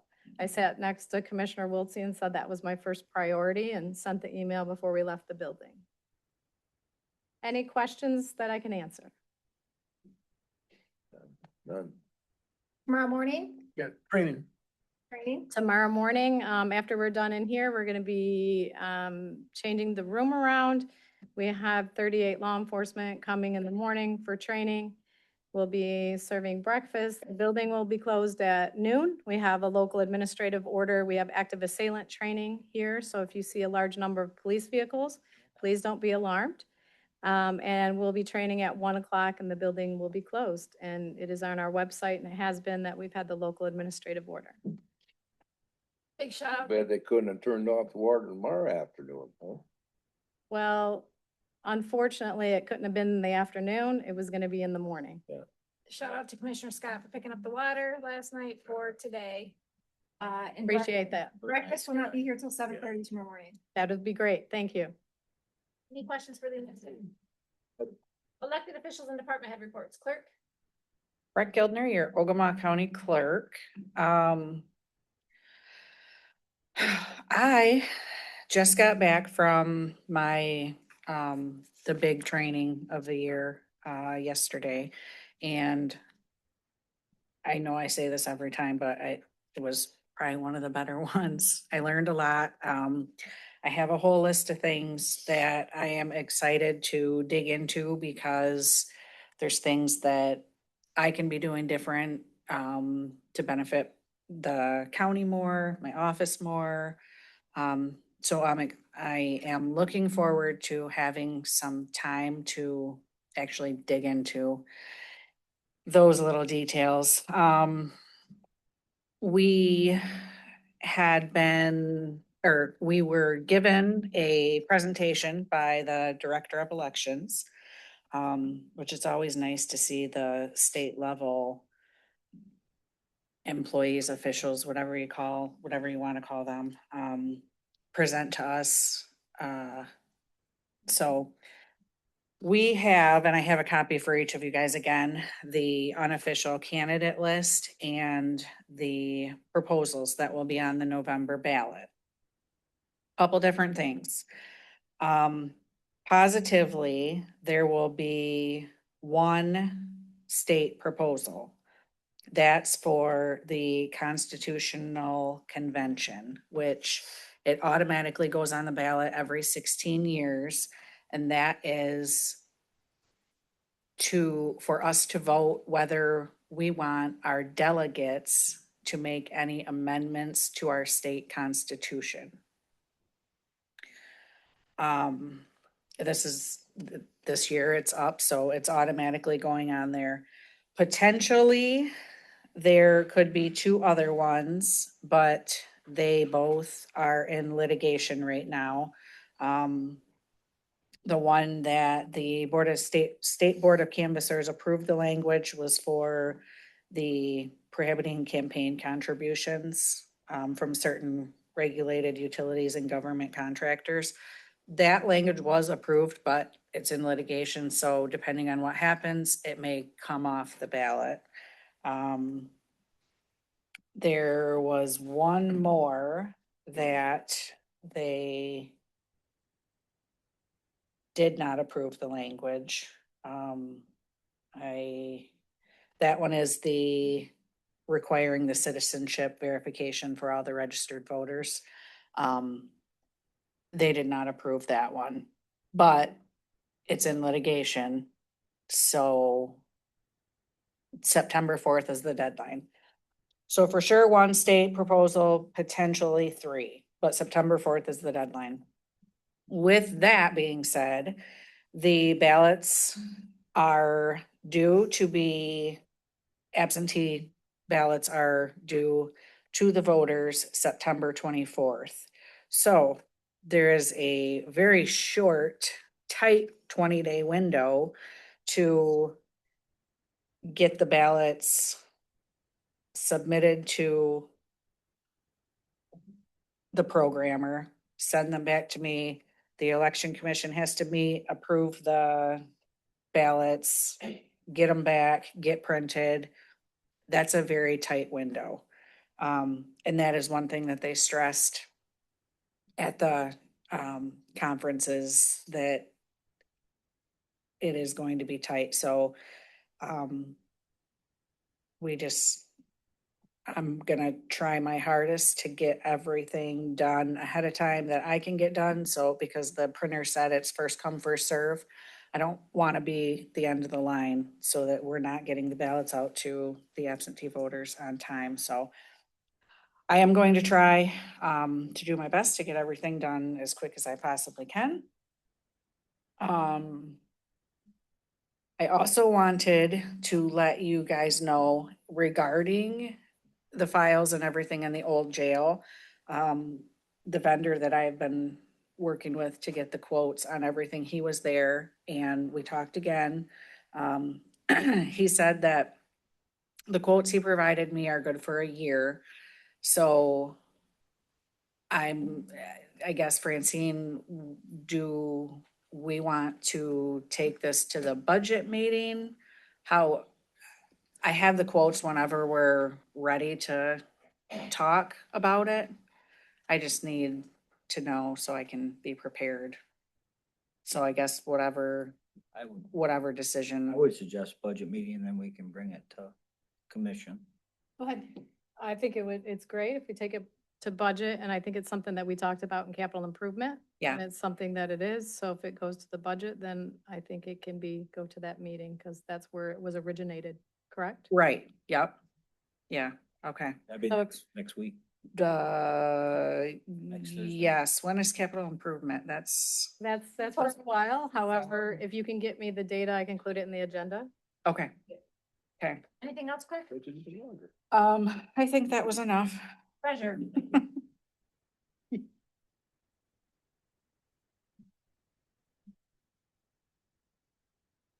Nicole Cooper, Ogemaw County Treasurer. Last week was our tax sale for the foreclosures. Happy to report that all 23 properties had sold. Just waiting on those funds to come in, which should probably not be until the next fiscal year, but we can move it back. And then last week, we also had a land bank meeting, and we are exploring future properties to take care of. Since we have some audience members tonight, do you want to explain to them what the land blank does, what it is? Yep, so the land bank primarily takes care of blight houses, and we can either tear it down in order to make it more beneficial to the area and have it back on the tax roll. And how many sites have you guys torn down? Three or four. Since you took office or? Oh, no, in total, yes. I know two were over towards me. Yes. Mills has had a couple. Mm-hmm. Yes. Rose City had one. Rose City, yeah. I Beneficial. have a question for Nicole. Land bank we just discussed the possibility of the jail. Mhm. Now, have you guys had any idea yet what type of, are you still waiting for monies to figure out what that's gonna look like? Yes, nothing's come through as of yet. There's been no updates from the state. All right, can we have some conversations with you guys regarding that possibility? Just it's worth Absolutely. looking into, right? Absolutely.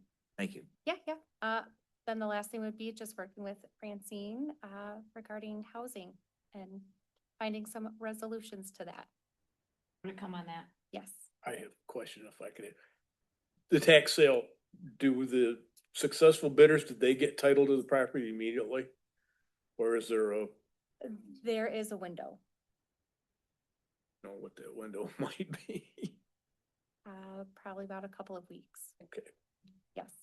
For them to pay their taxes before it is actually. The reason I ask is because there was one very near to me and they were putting up gates and doing all sorts of things the day after the sale. So I'm wondering what transpired there, because I had some questions from neighbors and I'm like, I don't know.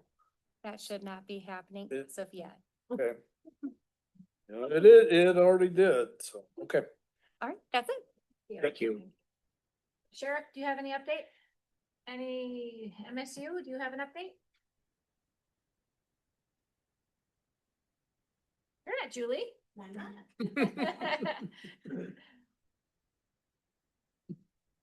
My name is Dorothy Munn. I am the new interim district director for District 4. So I'm here tonight just to share that information with you. I've been in Ogemaw County for 28 years. I've worked for MSU Extension for 31 years in total. And I have worked in a number of county, regional, and statewide positions, most recently in policy and risk management. So I'm excited about this new role and I'm looking forward to working with you all. Thanks. Any questions for Dorothy? I have a question. I actually talked with Phil yesterday trying to get your contact information, and we have worked, I've met you before. We've worked together on a few things. Yep. So I was not here last week, but an item that got brought up was the possibility of more assistance for our administrative department. That I wasn't here, but I looked back that the possibility of a part-time position or now, a while back, we had, the administrator had an assistant, when we had some really bad budget problems. We cut that out of the, budget. But then we were talking with Julie, and Julie was really excited about the fact that she can assist us to help possibly through MSU Extension to find some very qualified interns and those type of people that could assist any department heads. Sure. This is just an option. Is that something, I mean, I would like to be able to discuss with you and just explore that option of the possibility of, interns to help with the administrative. Of course, I mean, that would be up to the commission, but if we could get some strong interns in here, and have specific duties and save money, I think it's something we need to look into. Sure. We do have interns from MSU that we appoint in counties for various roles. I could look into it if you provided me with a position description of what you're looking for and the time frame. I could look into that and find out what the options are and what the cost would be. Okay, thank you. Thanks. Yep. Any other, did I miss any elected officials, department head, or anybody on the phone? Tom, do you have anything? No, I'm all set. Thank you for your support for the transit fiber. I missed anybody? Manners on the floor, any? Register of Deeds put a report in there as well. Yeah. It's okay, thank you. Our iPads, but they're not, they don't have a representative here. They correct? don't, I just wanted to include that. Matters from the floor. Any manners on the floor? Yeah, in conjunction with all this zoning talk, I'd like on the committee as a whole, we revisit some type of an assessment on the townships that we're zoning for to cover some of our costs. You're talking about workshops, you're talking about speakers coming in. That's gonna cost the county some money. These townships don't wanna zone themselves. They can pay for us to zone for them. Let's just bring it up to conversation. And it's a very good point, and I have brought it up to my townships. They're aware of the master plans out for bid. I told them cost wise, and none of them objected to have conversations about it. So, Well, let's get something rolling. any other matters from the floor, commissioners? Motions for adoption? Motion reports, Commissioner Serbrook. Commissioner Scott and I attended airport last week. Not much to report on the airport. Doing well. I was at a DHHS meeting, but it was canceled due to lack of a quorum. I was the only individual there. Attended well Vance. We just had public transit this morning. We had a real good conversation about the direction that we'd like to go. We had, I'm sure Commissioner Boltsy will expound on that quite a bit. We had a Veterans Memorial Park Committee meeting. That took us about an hour. We discussed what our fundraisers that we had. We did fairly well at the fair. They did quite well at the Victorian Art Fair. So we're raising some funds, not huge amounts, but we're between the county fair and the art fair, I think we're about right around $5,000 that we raised. That we didn't pay anything towards that, so it was all profit. We had some lottery boards that were donated to us, that we auctioned off each night at the fair for 5 nights, so, we're gonna be selling bricks shortly. We took and, met with the vendor that is gonna be supplying bricks, and they're gonna provide us with the brochures. We're gonna have to print them, but they are actually doing all the templates for them, and they'll have a QR code, and that money will be transmitted directly to the clerk's office or the treasurer's office. So we won't have to be handling any money. We had our opioid, we had a special opioid meeting this afternoon where we discussed, looking at recovery housing, and as a part of that discussion, there was a study that was done, and this kind of really surprised me. As of, I believe was it 24-25, Commissioner Wiltsey, that study was Yeah, done? 24-25, correct.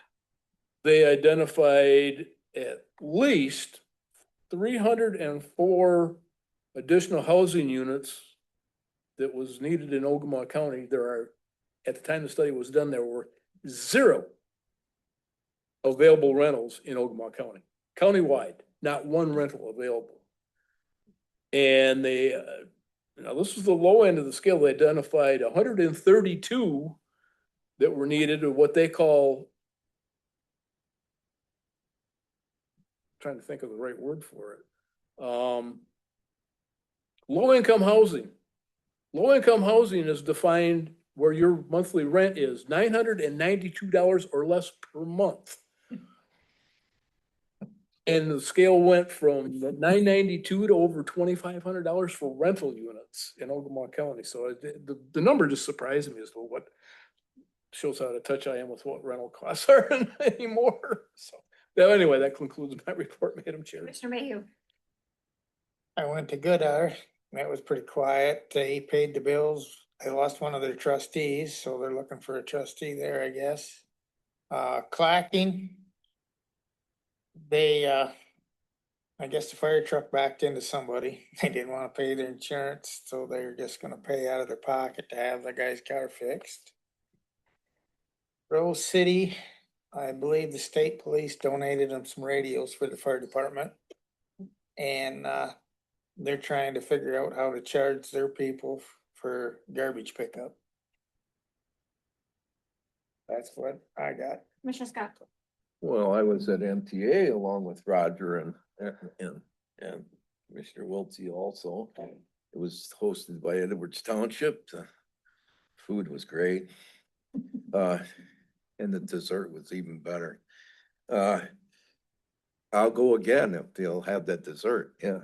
Anyway, they had a speaker there from the insurance company talking about noise ordinance and stuff like that. And they're, I wish to see more townships there, especially good weather. I can't say that the snow bothered getting them to the meeting, so would be a lot better to see that. We had a couple other county people there to report on things, but not as many as we should. I went to health department up in Hale this last week.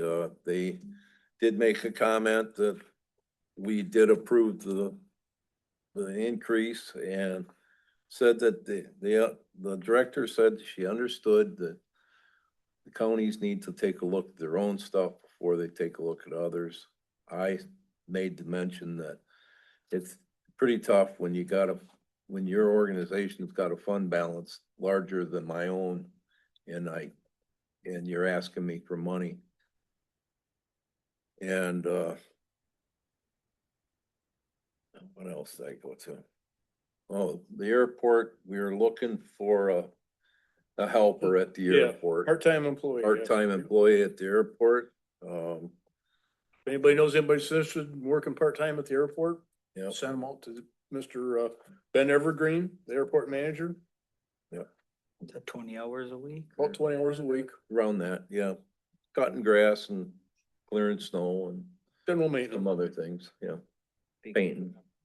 I'd like it. No, that's about all I think I've been to. Commissioner Wiltie. Yeah, MTA meeting, thank you to Edwards Township and Rob, your cooking's amazing, thank you. One thing I am concerned there actually, I think the majority of the townships were represented, but just not a lot of people there, some stakeholders not there. I think the MTA is very, very valuable. I know you were talking about there's gonna be some change in leadership there, and I sure hope some people step up. Because again, I think that it's what we're doing it 4 times a year. It's a time for the townships to collaborate. We can bring people in. They've got $3,000 in the bank. We can bring in some good speakers that can help us out with the county. So I hope that some more people get involved because it is, I think, important to have the MTA here in the county. Transit meeting, as Commissioner Serberg said, you know, it's pretty exciting to have our first meeting now that the millage passed. By no means does that mean the work is done. We've got a lot of work to do out there. There's a lot of transition going on. We had our maintenance mechanic, he put in his 2-week notice, so we're, you know, looking for a new mechanic there. You know, obviously our director right now is an interim. If everything goes well, the director that we did hire will start on September 14th, which we're super excited about that. I think she's gonna bring a lot of knowledge and a lot of data-driven things that we need done out there. But we've got a lot of work to do. There's a lot of work to do. We got a great committee there. We got a bunch of great hardworking people at the transit. We have some current challenges there, and we got to make sure that they get taken care of. And we need to keep a tight ship running out there. But it was a good meeting. Looking forward to this next meeting in September. It will actually be 3 days after the new director starts. We did talk about that transition with the interim director because that has been brought up. You know, we don't want it too short. We don't want it too long. There's going to be very close communication with our administrator, who she said today that first week she's going to be out there often to help with the transition. You know, anything that we need to talk about with the new director, and we're going to kind of see how that first week goes. If she needs another week, we'll give her another week. But obviously, we want to be able to get her on her own, but feel comfortable and not, you know, not think that we've thrown her in the lion's den out there. But a lot of good things going on, but we got a lot of hard work ahead of us. But one thing I do want to state is there's been some communication on this. Some people and some, maybe this has been something that's been online or social media that think of that Saturday service is coming back. I was always a big fan of Saturday service. I thought it was great for a lot of our residents, but with the position that the transit is in right now, that's not even on the radar. It's not even being talked about. We have to get a lot of things in place to make sure that we're financially sound and sustainable before that would even be talked about. So I want to make sure to nip that in the bud. Veterans Memorial Park, Mr. Sherbrooke and I had that meeting today, this past Tuesday, as I commented. I was at Woodmer Prescott High School. Man, that's a beautiful high school out there. Met with the superintendent, the 2 principals. We're just looking at different ways to raise money, raise awareness for the Veterans Memorial Park. A lot of great things going on. LaDonna, the prosecutor, she's doing an amazing job. She truly is the quarterback of that committee. But we got a long ways to go. We got a lot of money to raise, but it's going to be a beautiful park when we get there. Ogemaw County Housing, we had our housing committee meeting today. As you heard Commissioner Serbrook say from some of the data at the opioid settlement, we have a huge need for housing, low-income housing, medium-income housing, rental properties.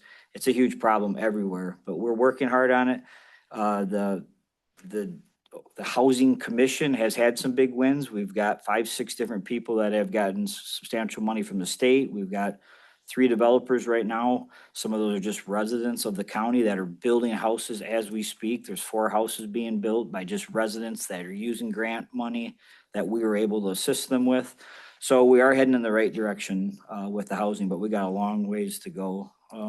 We had a well advanced meeting this past Monday. I was on that via Zoom.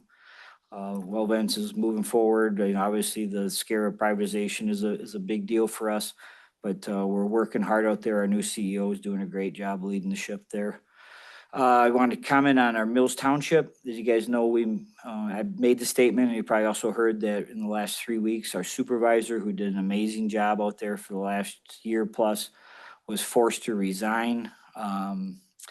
Done great things. We got to keep the momentum going in Mills Township, and the progression's been amazing. I think Steve here, our our blight director, I don't know if he's listening to me or not. I think he agrees, you know, Mills Township is, you know, obviously our most populated township. A lot of great things going there. We need to keep that momentum going. So they're taking applications right now for a supervisor.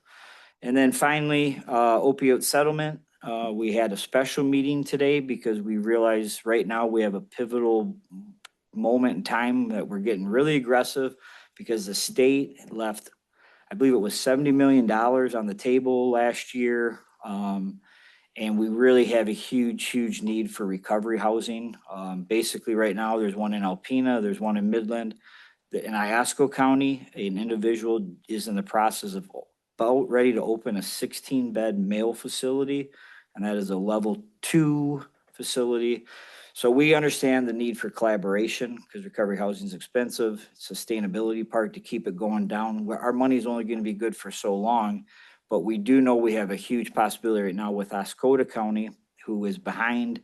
They really haven't had much going yet with their opioid settlement. So we are going to get aggressive, try to get with them, collaborate. We have 2 individuals from MAC that are working hard with us, one that can help us, assist us write grants. So like today was a special meeting. We'll have another meeting in 2 weeks for our normal meeting. We just want to take advantage of the opportunity we have right now. That's everything.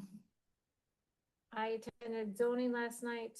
I think we've got an update on that already. They are putting up, they agreed last night to a cell tower out in Logan Township.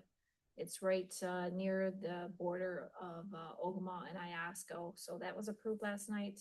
And then, of course, the moratorium did claims this week. I think I covered 911 at the last meeting.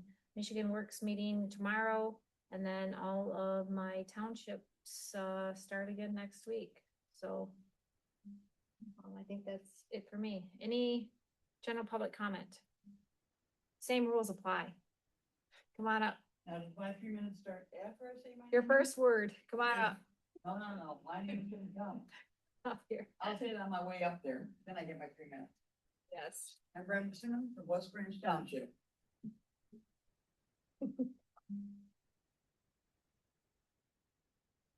This evening, there seemed to be. The clock. This evening, there seemed to be some disparity about what the jail administrator's job really was. I would think that it would be in his job description about doing budget, et cetera, what you require of him. And yes, I think he should be doing the budget and all those things that were announced tonight. In the evidence room, I agree it should be moved over to the jail. I don't know why it's over in this used to be jail building. When you talk about that building that used to be the jail, about storage and tearing it down, it's like, where will entities in this county store files, like the prosecutor's office, registrar's office, the treasurer's office? Where will they store files if that building's gone? We used to have one across the street by Diebold Agency. We tore that down, and so that's no longer available. I will admit it was a small building, but it did store stuff. So if you tear that one down, where do we go next? So I'd like to know. And I think it should be pre-planned and not a surprise to anybody that the stuff's got to be moved out of there and someplace else. My understanding was the airport had a part-time person already there. So does that mean, and I know you can't answer my question. Next meeting maybe. Does that mean you have 2 part-times or we'll just have 1 part-time? Did the other part-time leave and gonna hire another part-time or? So I just wanted to ask that question. Can't we? Go ahead. He resigned. Commissioner, go ahead, or Brenda, go ahead. Go ahead. I'm about done. Okay. How long did I take? Got a minute 40. Okay, I could talk to you about some other things. We're having a trap neuter return with cats. We're gonna be taking 40 cats this time. So far, we've done close to 3,500 cats. So Friends for TNR has been a good entity for this county. And we do cats from other counties too, like Iosco County and Gladwin County and Aranet County and Ogemaw County, of course. So, but we have another 40 cats going this time. And we used to be able to take 50, and one time we took almost 70, but we got a call on that one because we're only supposed to take 50. But, yeah, so that entity is available in Ogemaw County, but we're full for September and October. And then we're taking a break until next April. That's all. How much time do I have left now? 2 seconds. 30 seconds? Want to talk about what you did last week? You went to the convention? Oh, I went to the Republican convention. It was very interesting. Talked to a lot of cool people. And if anybody wants a list of who the candidates are for the Republican Party, I have that available. I did not bring it with me tonight. But it was, and one of our farming families got to speak personally with John James, who's running for our governor for the state of Michigan. And he agreed that solar panels should not be put on farmland. Nor sure. Am I done? That's all I needed to say. Thank you. Thank you. Any other public comment? Come on up, sir. I can just stand here. Nope, you gotta come up. Make them up with it. Yeah, you wanna hold my hand? I guess I'll. Yeah, well, he can have my minute and a half. Robert Kowalski, Edwards Township Supervisor and Chairman of the MTA chapter. So again, thank you to the three commissioners that came. At the end of the meeting, several people asked me, where's the county? So we give you like 15 spots for county reps to talk, and Brian Veter and three commissioners was it. We're used to having 60, 70 people at these meetings. We're now down to 20 and 25. They really value what you guys bring. As you can see, there's not a lot of people here from townships. So Mark will talk to me once a month. And I never talk to Brock. I don't see Charlie. So they really look forward to getting reports from the county. So they're just asking for more participation, like you stated. The townships do present well. You know, we get 20, 25, 30 people, but we really look for the information from the county and we're just not receiving it. So our next meeting's in November. It's at West Branch Township. Like Charlie, like you said, every November we elect a new board. I hope they elect a new board. But in the meantime, if you guys can make it, I know we're busy. I know we all got meetings, but they'd really like to see more participation from the county itself. Okay. Rob, I was at my conference and I got it approved. That's how this works. Go ahead, next. Hey, can I ask him a question? No, I can't? no. Okay. Any other public comment?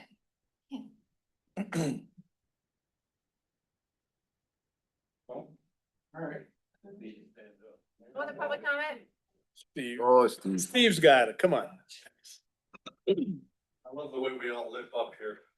Well, we're young is good. Couple of things. I'll be quick. Obviously, we don't have a supervisor. Jackie Allen, our clerk, is doing a great job. She was elected moderator of our meetings in the short term until we do get a supervisor. The deadline for application for supervisor is September 4th. So we're looking for applications, but like I said, in the interim, we've got a crack staff there. They're doing a great job. You know, Jackie and Carrie and Tammy and Mary and Heath, those folks are just knocking it out of the park. And we haven't slowed down a bit, still going. The MTA meeting, thank you, Rob. I appreciate the hosting of that. I learned a lot. It was very interesting. We had a discussion about the noise ordinance. I was a little surprised of the municipalities there. Apparently Mills is the only one that has a nuisance/noise ordinance. It's been on the books since '82, pretty well written, and I've actually had to use it a few times. Nicole, I'm looking forward to meeting the new owners of those properties that sold at the tax sale, because 11 of them are on my blight list. So I'm really looking forward to meeting those people. We're in the process of probably getting our 7th house demoed sometime in the next 2.5 weeks. I got the paperwork in the mail back from the property owner yesterday. So in the last 15 months, this will be our 7th structure we've gotten rid of. So I'm pretty excited about that. And our Blight Activity Advisory Committee, we've run out of projects locally in Mills Township. If folks, if you know somebody in Mills Township, a veteran, a senior, or a single parent that needs some help with their property, reach out to me. We've got an application process, but we're looking for more work for our volunteer group to do. We do need to schedule another meeting coming up. I've had a couple of folks reach out to me. That's all I've got. Thank you. Thank you. Oh, I forgot to say, I'm Steve Yukas from Mills Township. I apologize. Amazing job. Thank you. Thank you. Thank you, Steve. Any other public comment? Come on up. I know this lady. Kathy David, Logan Township Supervisor, and I want to thank all you commissioners for putting in a moratorium for the solar panels. I think it'll give the zoning company, or the zoning administrator, the time he needs to address the data centers, the solar panels, the windmills, all of it. So, thank you. Thank you. Any other public comment? Nice to see everybody here tonight. It is appreciated. Any public comment on the phone? Motion to adjourn? Yep. Support? Yep. All in favor? Yeah.